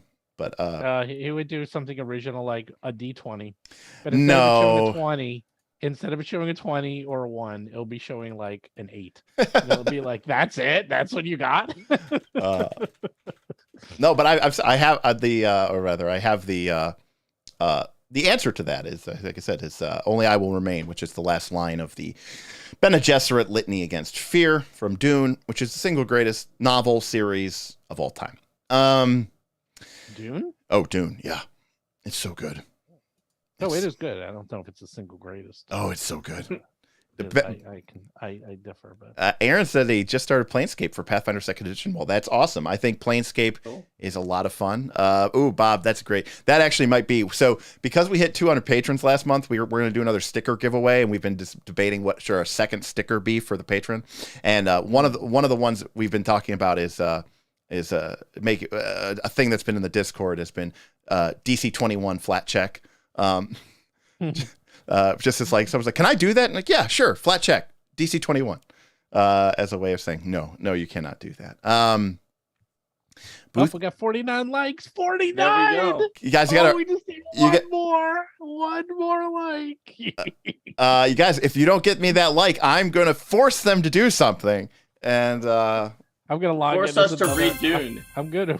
Up 51. Too bad. Wait a second. Wait a second. Wah. 52. Mark, have you read Dune? I read some of it, but No! it was so dreadful that I stopped. I actually have to say the same. No! It is so boring. Oh my first God. 50 pages It are is excruciatingly so hard. Do you like It also was I had to decide whether I wanted to keep reading it so or 70s. stick my hand into a paint box. Oh, And I agree decided with I'd Mark. rather do neither of the above. I finished like 99% of the books I read, and Dune is on the top of the list of books I did not. I even finished The Wheel of Time, which is known for starting slow, and I really enjoyed it. But Dune was just the one that I bounced off because I just did not like it. When I was a kid and it was really popular, everyone's like, the first 60 pages are terrible, but then keep reading. It's so 70s. It's so 70s. You guys are uncultured swine. I know the whole story, man. I know the whole story. And here's the thing. I watched it on YouTube. Here's the thing. I'm not even asking you to read all 6 books of Herbert's originally series, because I agree. You know, it's like so weird. It's like no, it's just like Ender's Game, right? Ender's Game is incredible. The rest of the series gets a little weird. But I would never tell someone that they need to read. I won't read anything by Orson Scott Card. He is not a good person. No, but I read it when I was a kid. Right. This was a long time ago. Back then, everybody knew he wasn't a good person. I had arguments with my family where they were like, "Come on, Mark, but it's a really good series, so you should read it." I was like, "He is really not good." Nope. So John came in with a $20 super chat, so we're just gonna bump him right to the top of the line. He said, "Speaking of can't, have either of you considered doing a book on Thieves or Assassins Guild and expanded heist rules?" We were talking about. Everything's a heist. Everything's a heist. Before he says, "A la BITD, Blaze in the Dark." So that's an interesting question. I don't know. I think that'd be fun. I think heists are fun. I think having rules for heists is important. And to put a little bit of a soapbox on, I will say that part of the reason why Blades in the Dark works so well as a heist game is because of 2 main reasons. One is that it doesn't allow you to plan the heist. And I know what a lot of people are saying, but planning the heist is my favorite part. Yeah, but it's also the part that takes 3 hours. You're not actually a professional thief, despite what you might think you are. And so despite all of your stupid planning, it probably isn't going to matter anyways, because you don't actually know what you're talking about. And then the second is you skip the planning phase in Blades in the Dark. You just go straight to the actual doing it. And we just assume that your character's made a somewhat competent plan. And then the second thing that Blades in the Dark does is it includes flashbacks, where if you get caught by a guard, you can flashback for some expenditure of your character's resources, and you can show how the day before you had, bribed that guard, or you could show literally Bill and Ted it. I don't even consider those to be 2 factors. That's 1 factor. Like, they could not have done the first one completely without the second. Like, that's part of how the first is implemented. Yeah. Like, getting rid of the planning phase is because, and those flashbacks, correct? Like yes. You may need to pay for them, but you might not. If it's a reasonable flashback that, like, your character probably would have done. Yep. Like, bribing that exact guard is not that reasonable, so you pay a resource. But right. If it's something that, like, a reasonable professional thief would probably have done anyway, then it's free. It's zero stress. And the fact that it can be free for reasonable stuff is how you can get that person who's like, wait, no, I still want to plan it somewhat because I don't want to pay for the flashback scenes to agree to it. It is great. I would say the other major reason that heists work so well in Blades in the Dark is that heists are the only thing you can do in Blades in the Dark. That's not true. I've run a decent amount of Blades in the Dark, and everything. Steven says that everything is a heist. And I don't agree with him that everything is a heist, but everything in Blades of the Dark is a heist. It doesn't have to be a heist that's stealing an item from the vault. About movies, it can be a con job. It can be a drug deal. Yes. It can be a heist where you go in and murder someone. Right. You're doing a criminal job, and it is set up. It's why Harper's design is really good. Is he knows exactly what Aegon does this well as well. Other games, he knows exactly what he wants you to be doing in that adventure, and that is the only thing that the system can do, and it does it well. Whereas in a system like Pathfinder or D&D, they do a lot of things, so it's never going to be able to inherently run a heist. Yes, that is going to be is going to feel as great as for a system that is just like, this is heists, like the Leverage RPG or Blades in the Dark. Right. Was Leverage Cortex? Yes, it was core. Yeah. But it had other things like flashbacks in it that, as you might expect. It was Cortex. But I mean, but that being said, I would say in general, I think I feel like back in the second edition of days, thieves and assassins got so much love. I feel like everybody wanted to be that anti. Am I crazy here? Right? Like I felt like they got so much love. They got a lot of love. And now I feel like they don't get as much. They didn't in second edition. And yet, I felt like everyone disliked them and thought they were useless in D&D second edition. No, they said their abilities were bad in like spells and magic. You could like take a cleric and like trade away most of its spheres to just get all of the thief abilities and a bunch of stuff from everything else. Yeah, but I'm just saying outside of that, like everybody wanted to be like Artemis Entreri or Jaraxel, like they all wanted to be like they all wanted to be the really cool, like suave thief assassin SWAT. No one wanted to be or they wanted to be Dritz. No one wanted to be Brunner or Wolfgar. No. I love Wolfgar. You are probably the only person. Oh my god! I like the. Come on, you like Jarlaxle too. I do like. You admitted Jarlaxle. It. You thought he was Artemis Entreri at first, but then you said that you liked him. No, I like. You know what? I love I just told you I've read every book and I'm rereading them all. Wow. And I've read every book about. How did you not remember who Jarlaxle was if you're rereading them? I haven't read them since they came out. Because you know why? I have long COVID, so give me a break. Okay? Memory is not what it used to be. I read up until because every time poor R.A. Salvatore. Every time they rebooted the realms for a new edition, he always had to include that in his novels, right? And when they rebooted it for 4th edition, that was the Spell Plague in Torel. And that's when they came out with like the companions and like they got reincarnated as different people. That was the last Dritz novel I read. I think they go up and down, but I think it was called The Companions. Fun, man. Yeah. Fun. But actually most of my early books, Crystal Shard, Passage to Dawn, Legacy, Starless Night, I have them all signed by Bob. Wow. Yeah, I've met Bob, but I don't have any. I'm not a signing type of guy. Yeah, I like to have the physical artifact, Oh, I like the books. I have them all, but I'm not big into like signatures. So I mean, I guess my question in then, Mark, is wait, was Jarlaxle actually a thief? I thought he was a warrior who trained in melee mag theater. Jarlaxle? I mean, he's got to have some sort of. He's got to have some. Was he multi-class? Well, what was his actual build? He was an assassin. I mean, no. That's Artemis Entreri again. Oh, I keep getting it. Jarlaxle founded the mercenary band, and they were roguish. They threw daggers. So he definitely had a fighting style. In 5th edition. In 5th edition, Jarlaxle has he has Deception plus 14, Sleight of Hand plus 11, and Stealth plus 16. And he is good at those things. And he has Sneak Attack once per turn. So so he's definitely a rogue now. So although it defines him as a swashbuckler, and if it was Pathfinder 2, there you go. I would actually consider him to be a swashbuckler. I would actually say a Pathfinder 2 swashbuckler would be great for him. He's constantly. He would be using bone bow and like taunting people all the time. Yeah, and that actually might be one of those situations where Bomo actually makes sense, because by the way, that's definitely his style.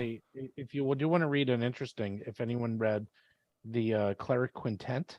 Oh my God! Oh yeah, with Catterley, Bonaduce, and the dwarf with the blowgun. Ivan and Pickle, the dwarf. Right? Wow, you're shoulder. That's their last name, right? Yeah, the Boulder Shoulder brothers. Yes. And Danica, I love the that monk. book because it is a very accurate representation of an extreme plus encounter. Because there's that mummy. And they're like, yeah, we can't defeat this thing.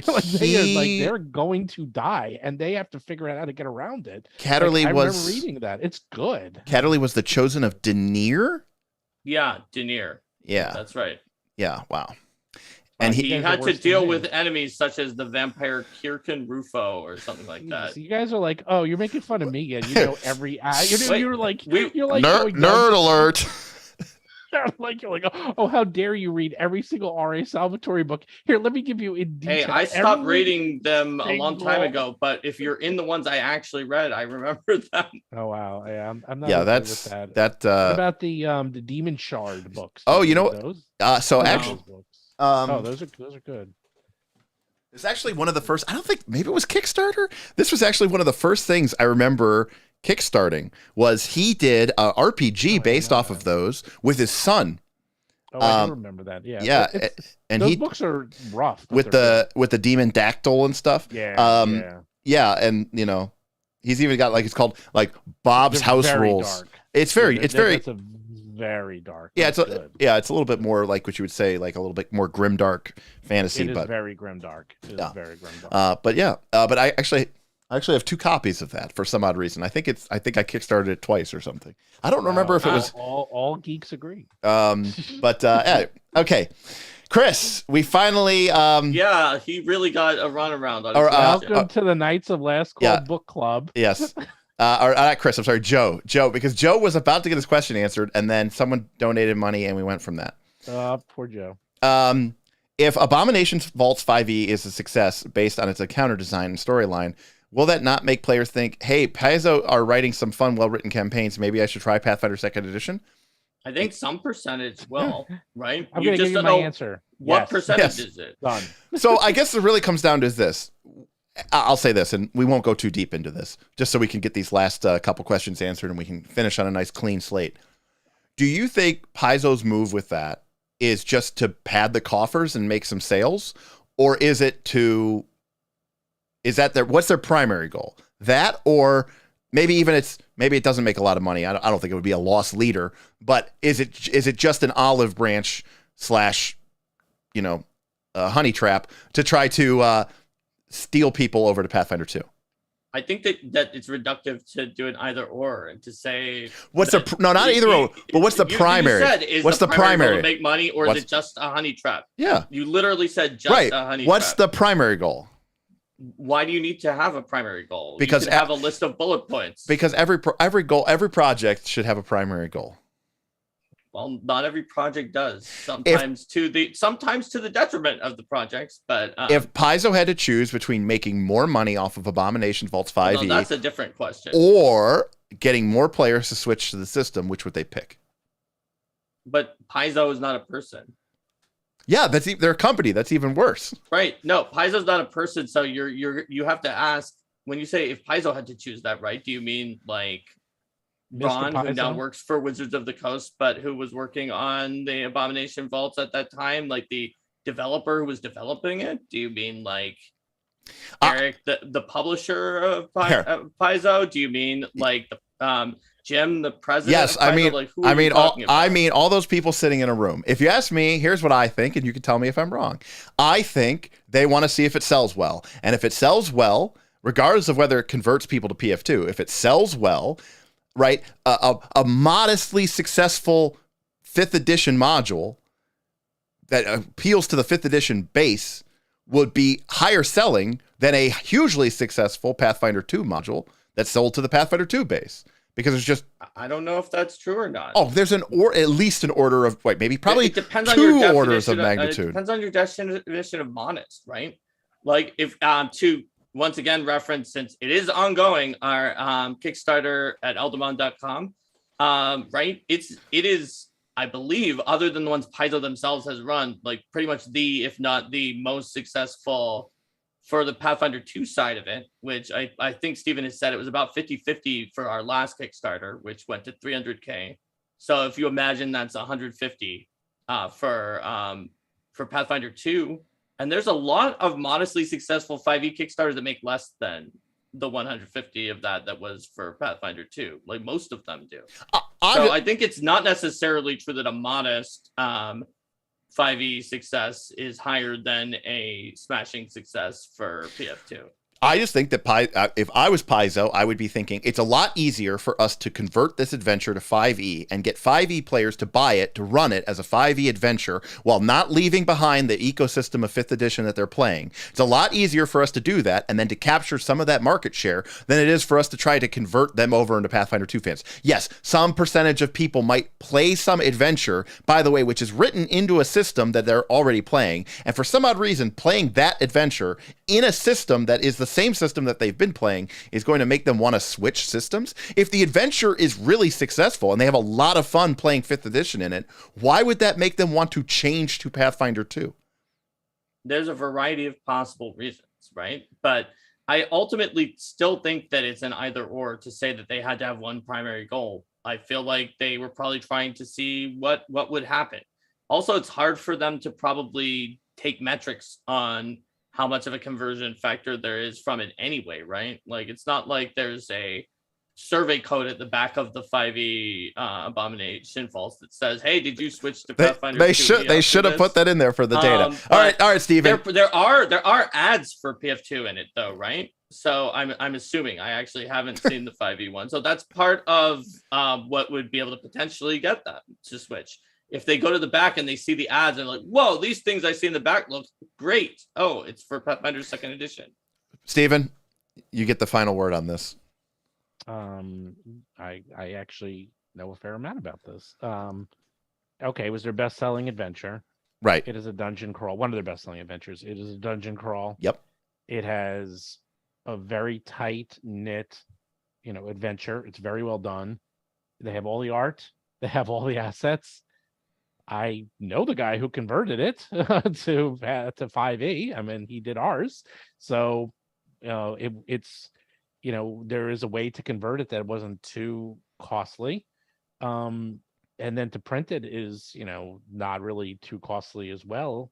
So it is truly an experiment. I mean, they said it's an experiment, and I believe it is. I believe it's like, look, if we're going to experiment, let's experiment with one of our best-selling adventures that will probably appeal to a lot of 5th edition people, that is self-contained, that has great reviews. So if people look it up and say, and not knowing that it's going to be the Pathfinder reviews, they're like, oh wow, this is getting great reviews. Like, so they have all the cards stacked in their favor, which is good. And let's see what happens. Maybe it sells great, maybe it doesn't, who knows. I think their goal is not to make money. I mean, it is to make money, but not even to make money or to convert people or to move them over. I think their goal is literally to see, how does this do? Is this a viable option? And if so, let's do this with some of our other adventures, because why wouldn't you? I hate to break it to you, we do everything in Pathfinder and 5e as well. Right. And that's one of the reasons we do it, is because, when we did the Dragon book, the first part had to be completely converted, but I was able to reuse all the art and a lot of those assets. And then the second part, which is the lore, pretty much was able to use almost as is, so like there is usefulness in being able to take your content and being able to switch it between two systems.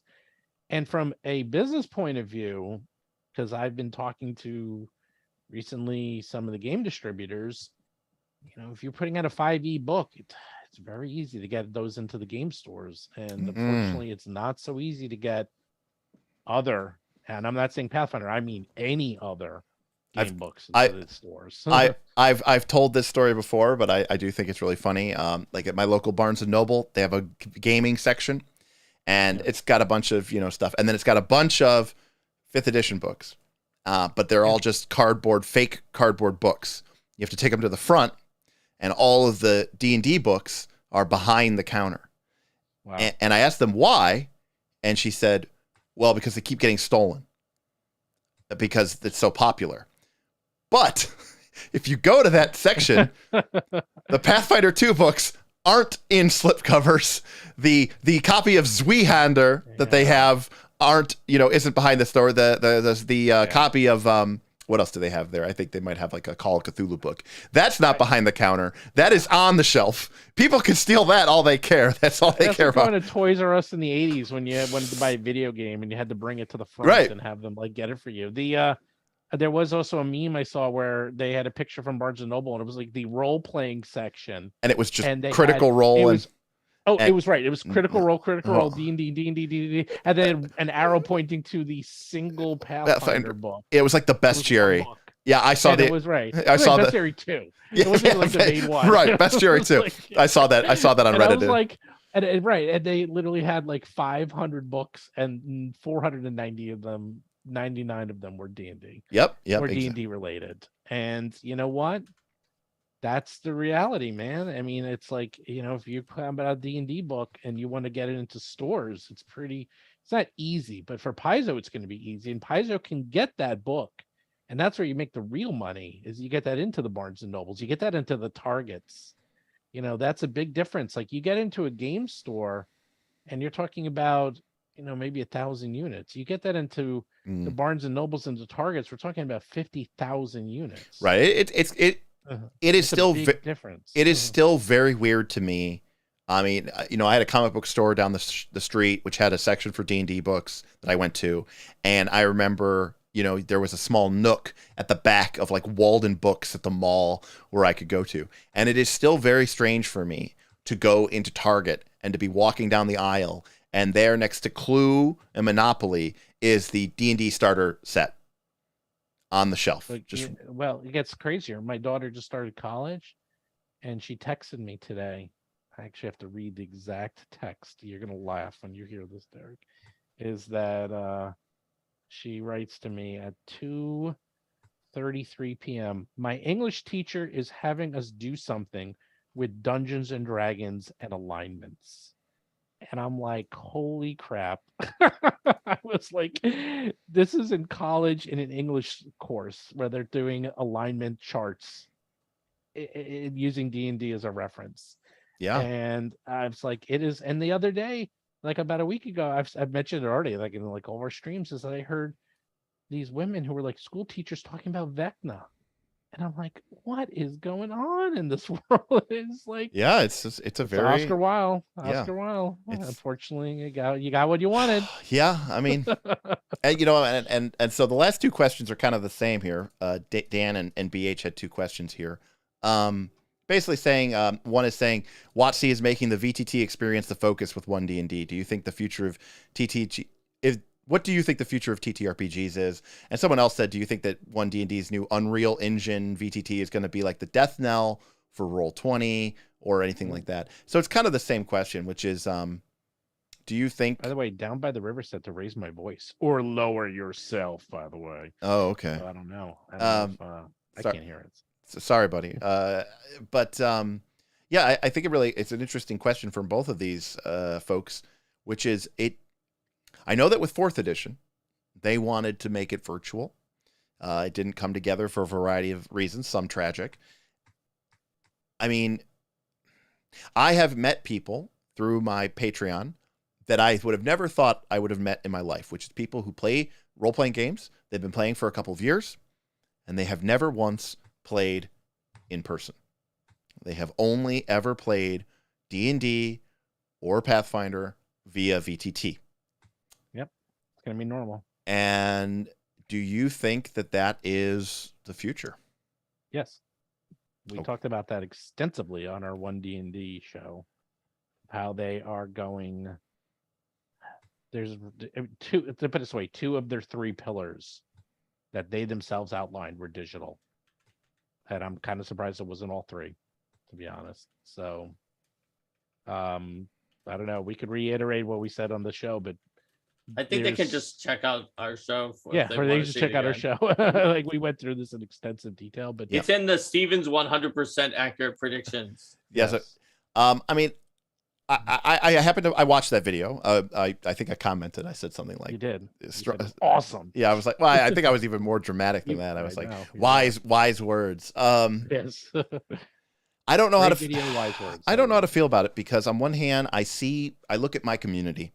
I look at this incredible community that I've built of several hundred individuals who are able to get together. We're playing together on a weekly basis. We're playing Pathfinder 2, a ton of it. We're playing Blades in the Dark, Powered by the Apocalypse. We're playing all these games, and we're playing it because of the strength and power of VTTs, but also just, the ability to connect remotely. I see people working from home. I myself work from home 20, 18, 19 days a month. And I'm able to do that because, again, of the power of remote working. But I don't know. I there's a social aspect to the hobby that I feel sometimes is missing when I play online. And I feel like the other thing that it does, I'll give you the best example of this, is like in my home game, if I'm playing paper and pencil, man, I will I'll make stuff up. I'll tell people to write something down on their character sheet, some crazy rule. I'm like, okay, tell you what, you're in this dungeon. Now you have some weird resource, okay? It's called Blessings of the Elder Eye. And it starts at 1, but it can go up to 3. And every time, just some crazy thing. But like on VTTs, I tend to just kind of, follow the track because it's all programmed and I don't feel like changing anything. And everybody just wants it to be one click away. And there's a part of me that wonders if VTTs don't stifle that a little bit. But I hate to break it to you. Yeah, that's a feature. That's a feature, not a bug. That's a feature, not a bug. That is, they want everything to be homogenized. You're saying from the corporate perspective. Yeah, they want. Yeah, I think he's saying from 1D&D perspective. I don't think he's saying from the perspective of the creators of an individual not from the creator, VTT that you use. Yeah, from 1D&D and Hasbro, they want this to be video gaming. They want this to be, everyone has a similar experience. They're going to want this to be that you can talk about it with other people and everyone brings up similar experiences and similar adventures like you would if you're watching Stranger Things or a movie or something. Yeah, the prediction Steven made that made sense to me was where he was saying that they might have a few pre-gens baked in that you can just do, but if you have to pay to unlock like building your own character, and you could pay to unlock premium pre-gens like Drist or something like that for your character, things like that. Lots of microtransactions is his prediction. Yeah, and microtransaction land. Yeah, I mean, for sure. And John says with a $10 super chat, thanks, John. He says, VTTs are a double-edged sword. I think it very much adds a pressure in the GM to create and find maps, to add automation, etc., increasing prep time and also reducing the GM's ability to just wing it. And I also think that's very, very clear. Like when everything has to be done through this visual medium, if the players go off the beaten path, it's like in a home game, it's whatever. You just describe it. Okay, you go over the hill and there's a valley. It's filled with bones, and it's scary, Or worst comes to worst, you just quickly sketch on a Chessex map. We're going to be the dinosaurs. I hate to break it. Oh no! Let me ask you a question, Derek. Yeah, please. What do you think is more popular? People playing Magic: The Gathering in person, or people playing Magic Arena now? Now, I would definitely say Arena. That's right. And also, do you think you lose something by playing on Arena? Absolutely.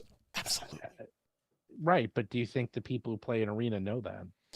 No, and I don't think they care either. So there you go. You just answered your own question. Yeah.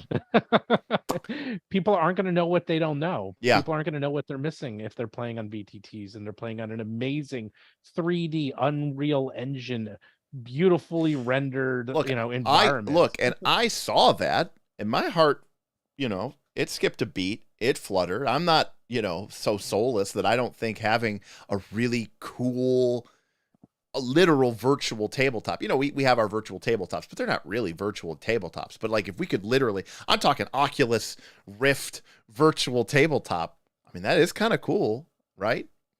But and I look at some of our players in our Pathfinder 2 sort of collaborative Pathfinder 2 game on our Discord. Some people are playing Pathfinder 2 a couple times a week. We have people taking off time from work so that they could play games with the Europeans. Like they're logging into it like it's World of Warcraft. And that because they want to play that much. And historically it was always you play on your Friday, that's the slot, or Saturday night or whatever with your group, and that's it. That's who you play with for all time. I mean, look, this is happening in people are concentrating on this, but if you look at the general world, because my other love is movies, and I was watching some video, streams about this. Is like this happened in the movie industry, like this is happening now, where the movies are going, like it used to be. You go to the theater and you would like have your friends and you would have a social experience and blah blah blah. Well, no one does that anymore. Now everyone watches movies at home, or you watch it on your phone. So you're losing something by not going to the movies and having those Friday night outs and stuff. Yeah, you are, but they make so much more money and able to control the narrative and the streaming platform, and I can go on forever. And that's just happening everywhere. Right. It's happening in every medium and aspect of life, except for ones that you can't do it, like food. Right. Well, right. You literally have to be somewhere to have that experience. GM Scott with a big $30 tip.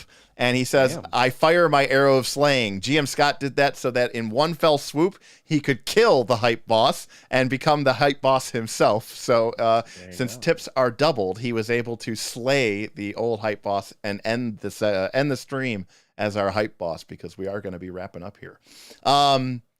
Yeah, I don't know what to tell you.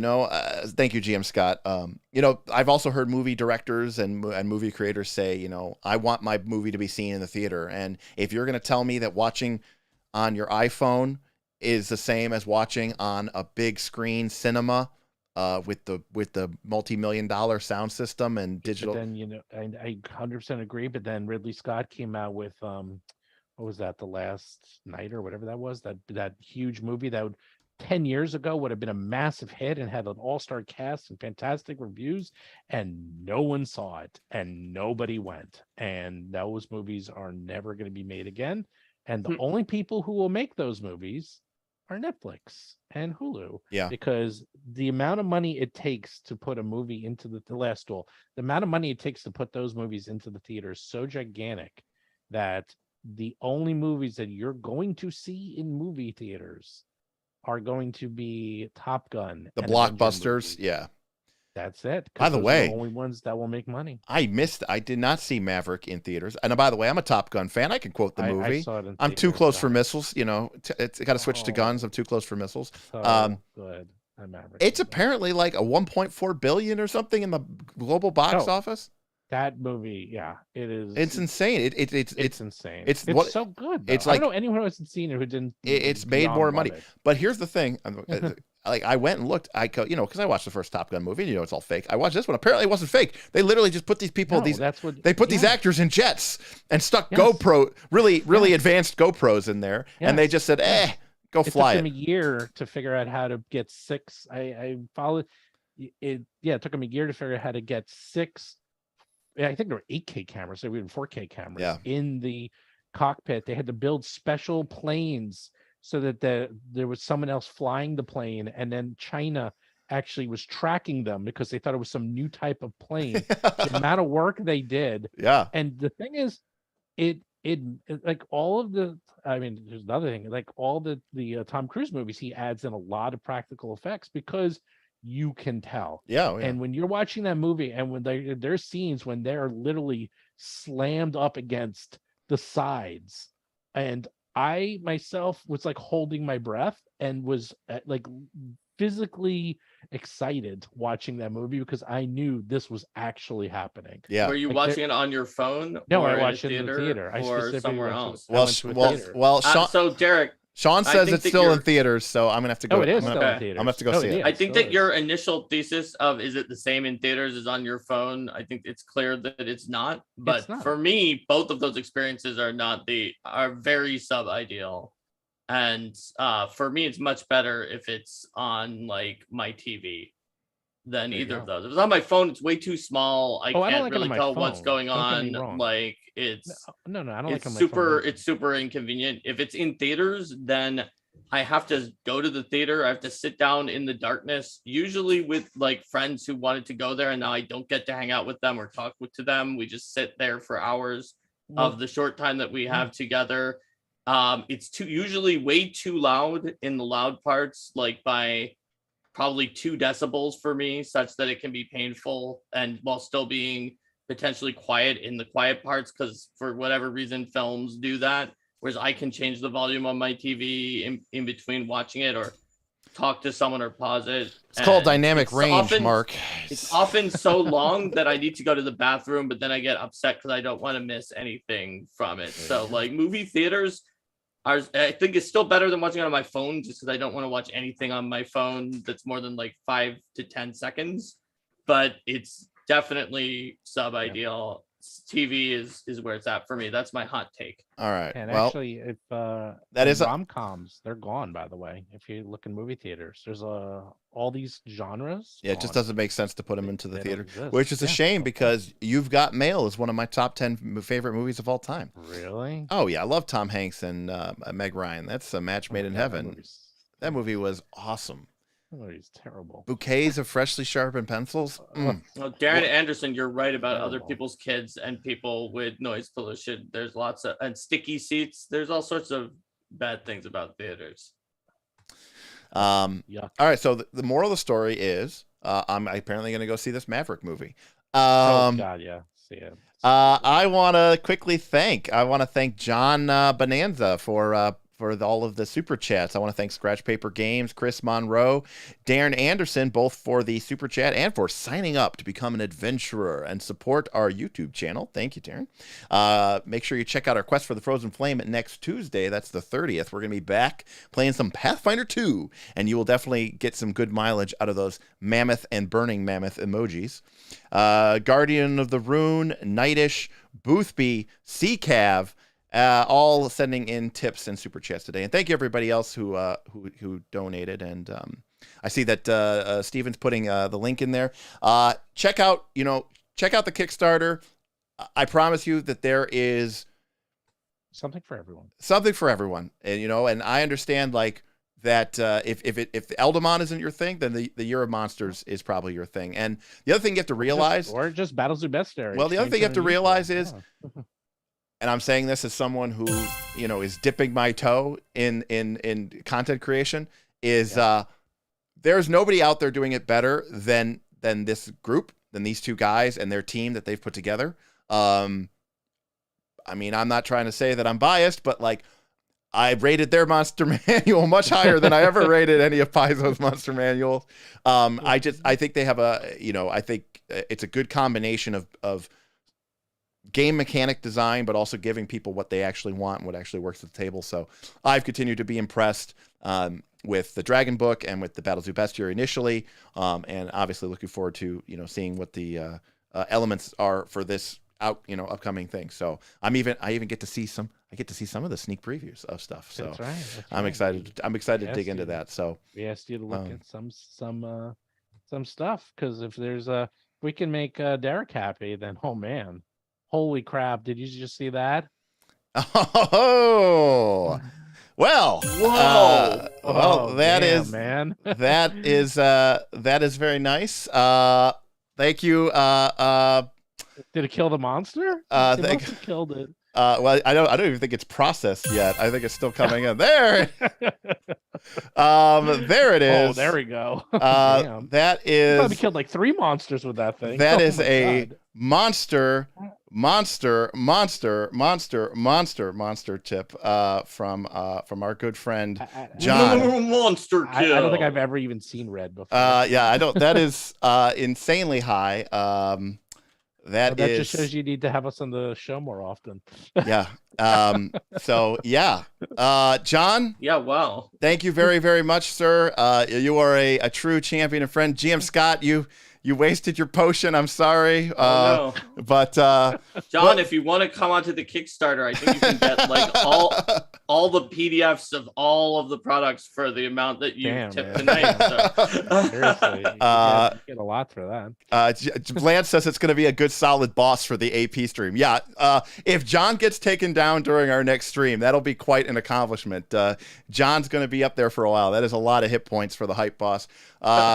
John, thank you very, very much. Obviously, you're a big, huge supporter of the channel, and really love to see you supporting us like that. And just I'll make sure I'll make sure I give you something nice. I'll send you some fruit cake or something. That's pretty nice. Wow, I know. I gotta get some of your guys onto our show. Yeah.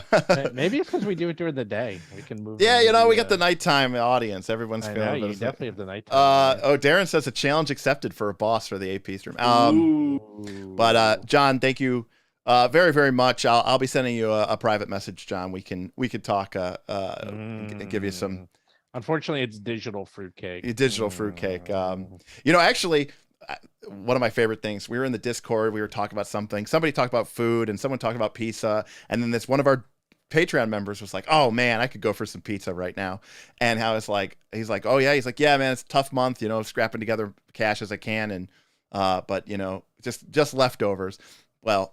We had sent stickers out to everybody, so I knew what his address was. So I ordered him a pizza and sent him a pizza. That's so funny. And he lives like on the other side of the country. And then like like 20 minutes later, he like sends a picture of the pizza. He thought he was being like swatted. Yeah, like, what? But John, that is truly a scholar and gentleman. Thank you so much for that incredible, amazing $100 tip.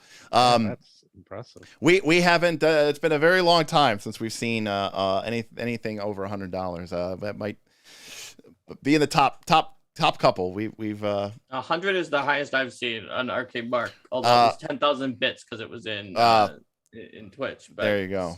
Similar situation. And as much as I want to thank John, I also want to thank Steven, and I want to thank Mark for being on. You guys always put together a really great show for us, and happy to have you on to share your expertise and knowledge. And again, if you like these conversations and you like this kind of game design, this kind of forward-thinking, detail-driven, very, very methodically approached method to game design and to creating fun and exciting role-playing game elements, you need to check out what Roll for Combat is producing. I think they are amongst, and this is even going back to, 3rd edition D&D, 4th edition D&D. I've experienced a lot of third-party products. This is way past the days of Mongoose publishing and stuff like that. This is the real deal. And as someone who has done some of this stuff as an amateur, the care, consideration, and they're not. It's like John Hammond from Jurassic Park, right? We spared no expense. It's top quality, high quality, top to bottom. So definitely check them out, and check out what is it? You've posted it 18 times, but it's I don't know if it's Kickstarter.rollforcombat.com or just eldamon.com. That's or the just fastest. anything.rollforcombat.com. Yes, you can do DerekMelenda.rollforcombat.com. That's and right. you'll go to the Kickstarter. It all redirects. It's all magic. everything Redirects to the Kickstarter, and it's only till tomorrow. Yes. And things in the Kickstarter, there's things there that you can't get afterwards. So right. There's also a lot of updates. You can see there's some of the Society of Doppelgangers, like 4 of the 7 groups are on there. Mark's been posting like crazy. There's a video of Linda burning me with Eladamon cards with the battle card game prototype that's on there. If you're like, what's the card game? How does that work? Where she just lights me on fire and I never get a chance to put it out. Right. Yeah, no, we are working hard. It's actually our mantra here. Will Derek like this? That's true. And what I would say is this. I'm a Magic the Gathering player. I'm not a Pokemon player. I played Final Fantasy. I didn't play Pokemon on the NES. Like, Pokemon isn't my style. But what is my style is game design and mechanics. So even if you aren't specifically interested in this Eladamon as a concept, it's worth buying and checking out just to get access to the mechanics.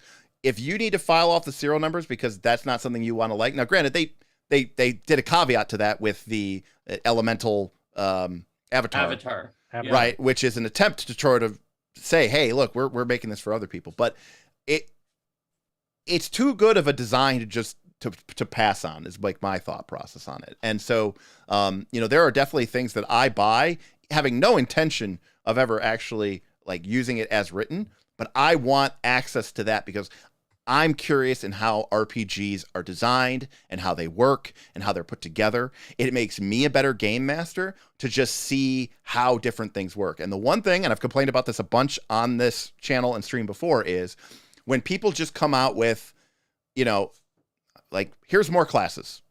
Okay, well, we got more classes. That's fine. What I like to see is different ways of approaching the game, different ways of changing the way you play the game.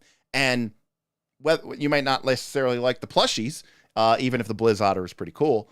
Oh, wait, I forgot about them. I've been sitting here all along. But what it is it's an interesting mechanical approach to Pathfinder 2. It shows you, it's a great insight into how you can use the Pathfinder 2 engine to do something different, to do something unique. And I don't think anybody else is doing this in the space. And I mean it's as far as I'm concerned, it's like the first what's the word? The first resource, the go-to source for trying to figure out other ways to use the system. And that's just because Mark has all the answers, it seems. So well, and not only that, I mean, we said it, and I appreciate the kind words, is like we are trying to do things right that you won't see. And like we are third parties can. Paizo Yeah. probably can't do something that is like so far off the beaten path and niche because when you're Paizo, you have to sell to the core audience. But we're Right. okay with making something that is like wild, really innovative design that nobody else would do. In fact, we love doing that. Yeah. I just want to jump in here, John. Whatever John wants, John gets. He says, I would love if RFC just did a BFBA, big fucking book of archetypes. And William Brandis, Mr. Aaron Smith from Knights of Last Call himself says, ding, ding, ding, ding, ding. And I am going to, I'm going to third on that one because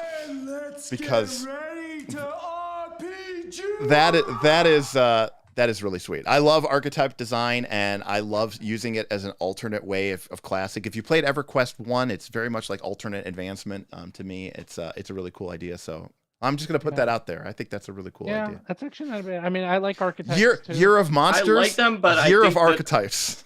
I like archetypes, but I fear that just a book that is just the book of archetypes doesn't have like the draw. Yeah, unfortunately, it has enough for me and for you, Derek, and for John and Steven, but I'm not sure it has like the external draw that several thousand people are going to be like, Mark, oh my gosh, it's archetypes. So we can put aspects of it. Mark, you can change the name to something that does have the draw, though. Right. Mark, sometimes you have to take a stand for your art, sir. You got to say. He did. If it wasn't for him, we wouldn't have the Dragon Book. That's true. And the Dragon Book is an example of something that is like a couple of archetypes in an ancestry that's 130 pages. So I think there's a way to do it. Yeah. But you wouldn't do it as the big book of archetypes. You would do it as So come up with something that's a theme. Yes. That the archetypes fit to, and then that is what exactly. So Darren says archetype by themselves aren't that interesting, and I completely agree with you. What I would think would be interesting, this could be a series of separate books, or it could just be one book with several variations of this. Is you could have a theme which is this is the nautical campaign, and here are 10 archetypes that anybody could take that are variations on roles and responsibilities and abilities that would function for you in a nautical campaign. Here is the Pathfinder 2 in space campaign. And here are 10 archetypes that fit that style or that game. Here is the deep what's it called in Golarion? Well, it doesn't matter. Technically Pathfinder. Oh, you mean the Darklands. The Darklands. Here is the Darklands / Underdark campaign where you're delving deep to the very heart of the earth. Maybe a expedition to a hollow earth or something type campaign. Here are 10 archetypes that you can lay on top of all of your existing favorite classes, which you've already bought, that'll help you root into that campaign via background and things. I think archetypes for me are a cooler way to do backgrounds because it gives me something tactical, mechanical that really shows up again and again and again in the game. But anyway. Derek, I think that you have just listed something that may not be it may be still a little too niche for us, but that some third party out there, or you watching this, if you want to do it on Pathfinder Infinite, Derek just gave you a good product idea. Do it for the Darklands. Do it for every meta region in Pathfinder. Do it for every AP. Like Derek said, APs have backgrounds. Make archetypes. That are really tied into them, and some of them are in the back matter, but make some more. Yeah, exactly. Abomination I don't Vaults know if has a Ghost Hunter, and that's such a cool. It's a very niche archetype. It's got special, some more. But it really works for Abomination Vault. We had a Ranger who had the Ghost Hunter free archetype. We used it as a free archetype, but it gets bonuses versus haunts and ghosts and specters and spirits, and you're fighting those all the time in Abomination Vaults. So it really comes up a lot, and there's a lot of haunts and a lot of ghostly activities. In my Malevolence campaign, someone took that. Yeah, awesome. And we would, I think, need an even stronger hook for that for us because of just the targets and the things that we're going for. But I totally think a smaller third-party company would be able to do well with that. For us, we'd probably want something that was bigger themed because of the fact that we don't need to get everybody like Paizo does, but the percentage of people we could probably get with a maritime book might not be high enough. But I think that's on the right track. And you don't do just a book of archetypes, but you find some theme that people see it and they're like, yes, like dragons. Everybody wants to play a dragon. Yeah, I mean, I think that's cool. And see, this is what I'm talking about. If you want to think about outside of the box kind of process and design, that's what Roll for Combat does. And I'm happy to keep to pleading with you guys to do this stuff and see what you guys do. We'll think about it. Steven already has one other of his big 3 ideas that he told me were monster part crafting, an Eladamon type thing, and then one more that's still a secret. Okay. So he still has one of his big 3 that we have not even taken out of the quiver and put into anything yet. And that third one is really, really good too. And I think people will really like it. No one's done it yet. So. And even people who have skirted towards it, I've seen a lot of positive buzz. The people have skirted towards it, but no one has gone all in. People positive buzz will be like, oh, somebody should do this more. And Steven was already before that positive buzz thinking we should do this, go big time into it. So awesome. Collectible card game. Oh, it's not a collectible card game, by the way. Yeah, it's not collectible. You get everything you need. Right. It's living, but without being living, because that's trademarked. Living is trademarked, I think, by it is. The ones who made about it. They weren't even there. One. They weren't even at Gen Con. It was weird. What, FFG wasn't? Yeah. They were there, but they were not promoting any of those games. Fantasy Flight. They were there, but in a weird sense. Yeah. It was like, usually it's similar to that in that you get everything you need when you buy the Eladamon card game. You don't have to chase rares or anything like that. And actually, I'd be very curious. You should watch the video because I think, and obviously I'm going to have Derek help with development of the game because Magic. And I also have people like, Brian David Marshall and, Magic Pros helping out with this. But you can learn how to play that game in like 30 seconds. Yeah, no, I spent a lot of time to come up with a game that you could learn how to play in like 30 seconds. A small child who couldn't read the cards could play a legal game, maybe not a well-played game. An AI that just shuffles and plays the deck in order could play, maybe not well, but legally. But that there's a lot of strategic depth because you want to counterplay what the other person. Well, we shall see. If you thought I was a tough critic when it came to role-playing games, you should see how tough of a critic I am when it comes to card games. But that's fine. But you'll see. You can watch the little clip of the super prototype version. Prototype. All right. That I think is going to do it for us. So thanks again, everybody, for hanging out with us. Thanks again to Steven and Mark for the mere 2 hours and 20 minutes. It's like a lightweight day. Well, only time I ever go over 3 hours was the spell streams. That's it. Oh, that's right. I've seen some years were like 4 hours. Oh, that's because when we got into like the 5s and 6s of the streams, I just wanted to get it all done in one stream.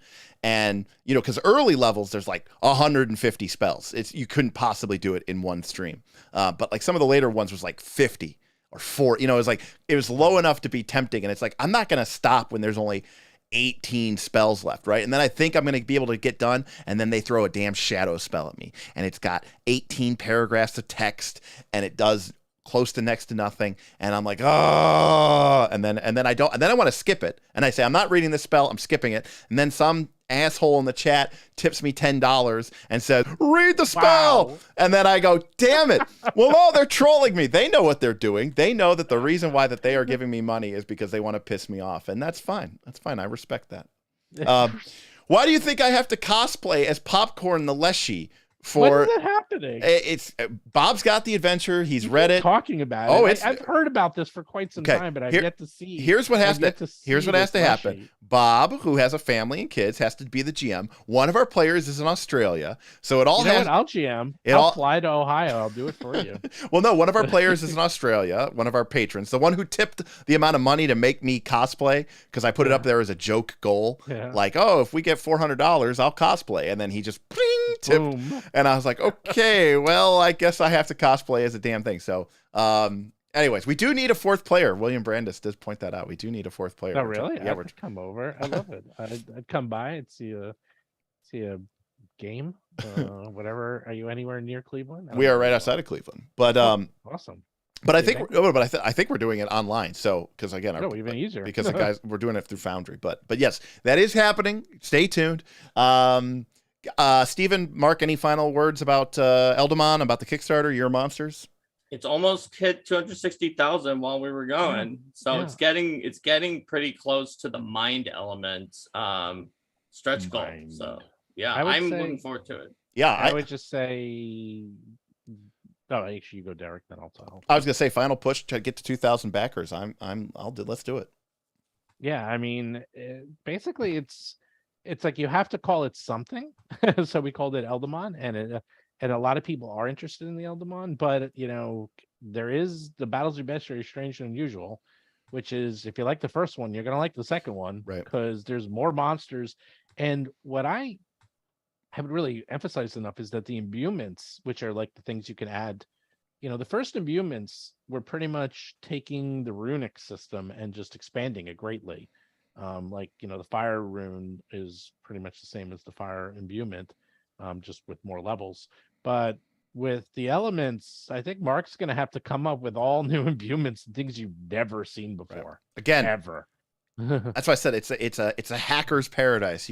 Just even if you don't want to play it as written, it's just such a good treasure trove of balanced mechanics and solid gameplay options that you can just custom fit that and there's a lot in there. Just put it in there. That's what I was saying earlier on the stream. Like one of our core principles is you are part of the BattleZoo design team. We're going to give you sidebars to hack it, to change it, to add it to your game. And we thought of things like if people are like, what if you wanted to do relics with the monster crafting? We thought of that. We've got a sidebar about relics. What if I'm using automatic bonus progression and I still want to do the monster crafting? We thought of that. We got a sidebar in there. So we put in things, and like with the monster part crafting, you might think, well, if they redid the economy for monster parts, what if it's not the degree to which I want to put monster parts in my game? That's why I redid the entire economy 3 times for you, not just once. So that if you want a little or like a moderate amount, that's probably the best mix, although maybe slightly harder to use because it's a mix, or everything and just everything is just monster parts. I did all the math for all 3 of those.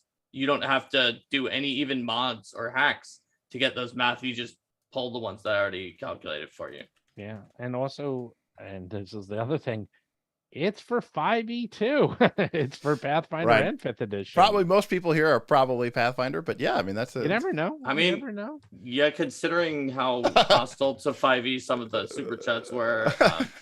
William Brandis says, "What if I am an intelligent flick mace, dual wielding 2 flick maces, and I want to use Eladamon?" You can do it. You can be. I go one step further. While being a dungeon.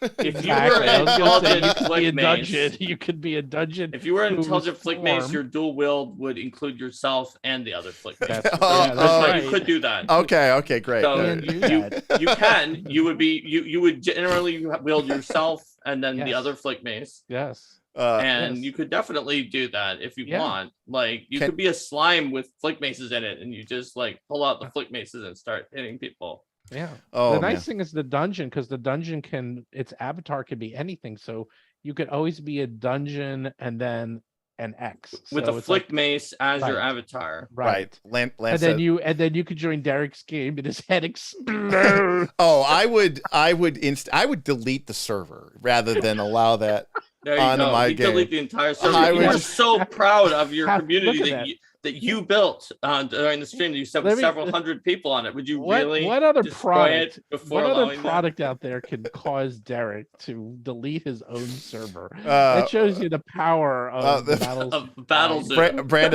Brandis says my backstory is that a gnome blacksmith forged us, but then we got possessed by ghosts, so now we're alive and adventuring with our dungeon buddy Tomb.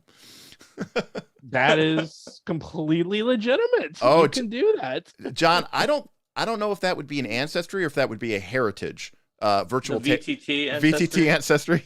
I think that might be a heritage for the dungeon ancestry, where it's like, so my dungeon is a VTT dungeon, and so my heritage ability is lighting enforcement.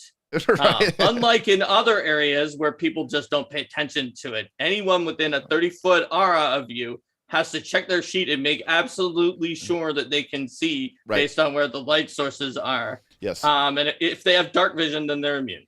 Yeah, that is I will say that. My final thing I will say for the night. The one thing, this is like how I first encountered Roll20. I was just messing around with it. The one thing that VTTs have shown to me when using them with the full lighting enforcement rules on is just how absolutely fucking nothing most adventurers could ever actually have seen of anything that was going on around them for the vast majority of their time playing D&D. You draw out this big room and with pillars, and you'd have your guy, and you'd be like, yeah, I could see it all. And then you play it in a VTT, and it's a little spot of light and then just darkness as far as you could see. That's the best part about doing VTT. We had one of our games, and like 2 of the 4 party members had light sources, and then they ran off. Nice. And chased people. Beautiful. And they split the party, and the other 2 were like, guys. Yeah. Like I literally my entire screen is black. That's like and I was like, God, this is beautiful. It is beautiful. I loved it. I loved it. I was like, and I was like, wow. And they never have split the party ever again. There you go. Ever. It worked as written. I was like, wow. Thank you, VTT. That's actually a good idea for next April Fools, maybe. Maybe a VTT ancestry. It's not a bad one. John says level 20 feet, delete server. I respect it, John. I would let that. I would let that fly at my table. Okay. Wow. If somebody, how about a level 10 spell? There you go. Now that would get S tier. All right. You finally got to 18th level. The campaign's about to end. Guys, we're finally going to get to Karzug. And then like someone goes, I took delete game. And just deletes the game. And I'm like, well, I got to respect the power of that. Yeah, that's true, Glance. It probably should be a ritual because it's creating a permanent change. Oh my God. That's such a geek. I'm quoting. Not wrong. I'm quoting him. I'm quoting Mark. That's not me speaking. I'm quoting for Mark. Am I wrong, Mark? You said you're right. If you're doing something that's going to create like a permanent creature or other thing like that, it's likely that a ritual is going to be something that you're looking. See, I listen. I try to learn. All right, we're having too much fun. All right, everybody. That means we have to stop. I know. When you're having fun, you have to stop and delete the server. No, don't delete the server. No, don't actually delete the server. Not actually delete the server. Okay, great. I'm glad you're not. So if you liked hanging out with us tonight, if you like these guys, check them out, Roll for Combat. Check us out, Nice of Last Call. We have a Patreon that you can sign up for. That'll get you into our Discord, into some of our community games. Steven's a member. It's really good fun times. And we just released our first little PDF document. We're hoping to release a little small one each month as part of being a champion tier. Just talking about some of our thoughts about game design and some of our ideas. So that could be fun for you to check out as well. And and look forward to more. I'm looking forward to more things for Roll for Combat. I mean, it's kind of, I feel bad for you guys because, you know, I get, now that I'm working with you guys a little bit, I see how far in advance everything has to be in advance. So it's like, it's like, oh, okay, well, we got to be thinking about the next one, and we're not even done with the first one, right? It's like, it's crazy how much work. Yeah. It's crazy how much work goes into this stuff, people. And let me just say this again. Let me just say this again for the millionth time. We're all paying too little for all these products. Okay, I mean, you're not wrong. Yeah, we really need to be not wrong. Yeah, we really need to be. Don't worry. I think Paizo and Watsy are going to be changing that in the very near future. We've already seen Watsy's prices going up. Yep. Oh yeah, and I think you're gonna the next few books from Paizo, same thing. So. Gotcha. Well, hopefully that will mean better wages, for the people who are making the content. Absolutely, yeah. Just make sure everybody gets taken care of, and that we can continue to produce this stuff. And again, I mean, I always say this before. I mean, I am an RPG fan. You know, I am a dedicated. A true believer, and so anything that I could do to protect and enhance and in push forward the positive message of this entire industry is something that I could do. I don't have much of a platform, but I have a little bit of a platform, and I like to try to at least use it to make sure that people. Well, I'm not compared to like Nonad or something like that. He's got 5 times as many people as I do, but like just to say, RPGs are cool. You should be playing them. You should be playing a lot of them. You should be buying even more of them. Because even the ones that you don't play, you should be reading, and you should be thinking about them, and you should probably be trying to play them, but they should at very least be informing your next decisions. Wow. That's my statement. Look, everybody should have at least a bookshelf of RPGs, you know, Oh, in their house. I have, yeah, I'm not in my normal office, but one day I'll show you my There you shelf. go. It is like yours. It is overflowing. Right. This is even my surviving collection is Yeah. huge, and not counting having all of the things Paizo has ever made since I joined the company, which it does. Oh, it's a recurring thing, Stephen, with the bookshelves that you have. Oh, because those bookshelves behind me. That's the baby one. That's Right. only the That's stuff the I little want. one. That's the little on one. That's the immediate one display. Right. Right, and that's the one I used so I can grab things off of it quickly. Correct. Right. Because I don't want to get off my chair. But one day I'll do a tour of my office, and there's just I have shelves upon shelves upon shelves. One of my goals, because this is mostly just like current stuff, active stuff, like games that I'm interested in playing. And I've got another set of shelves out there, which is just more obscure games and stuff like that. Mm-hmm. One of my goals eventually is to build a set of custom bookends, built-ins that is big enough and with enough room to grow to fit my entire RPG expansion collection. That's what mine are. They're actually built-ins. Nice. Specifically for that. And beautiful. And then one day even go to the attic where I can unearth all my Dragon magazines. Oh yeah. I from like I think it started like 30. Oh, okay. Like I think I started mine probably like 1995. So not quite so early, but yeah. All right, everybody. Have a great week. Make sure you play some role-playing games and check out the Kickstarter and check out Knights of Last Call. And we'll see you next time on Knights of Last Call. RPG! RPG!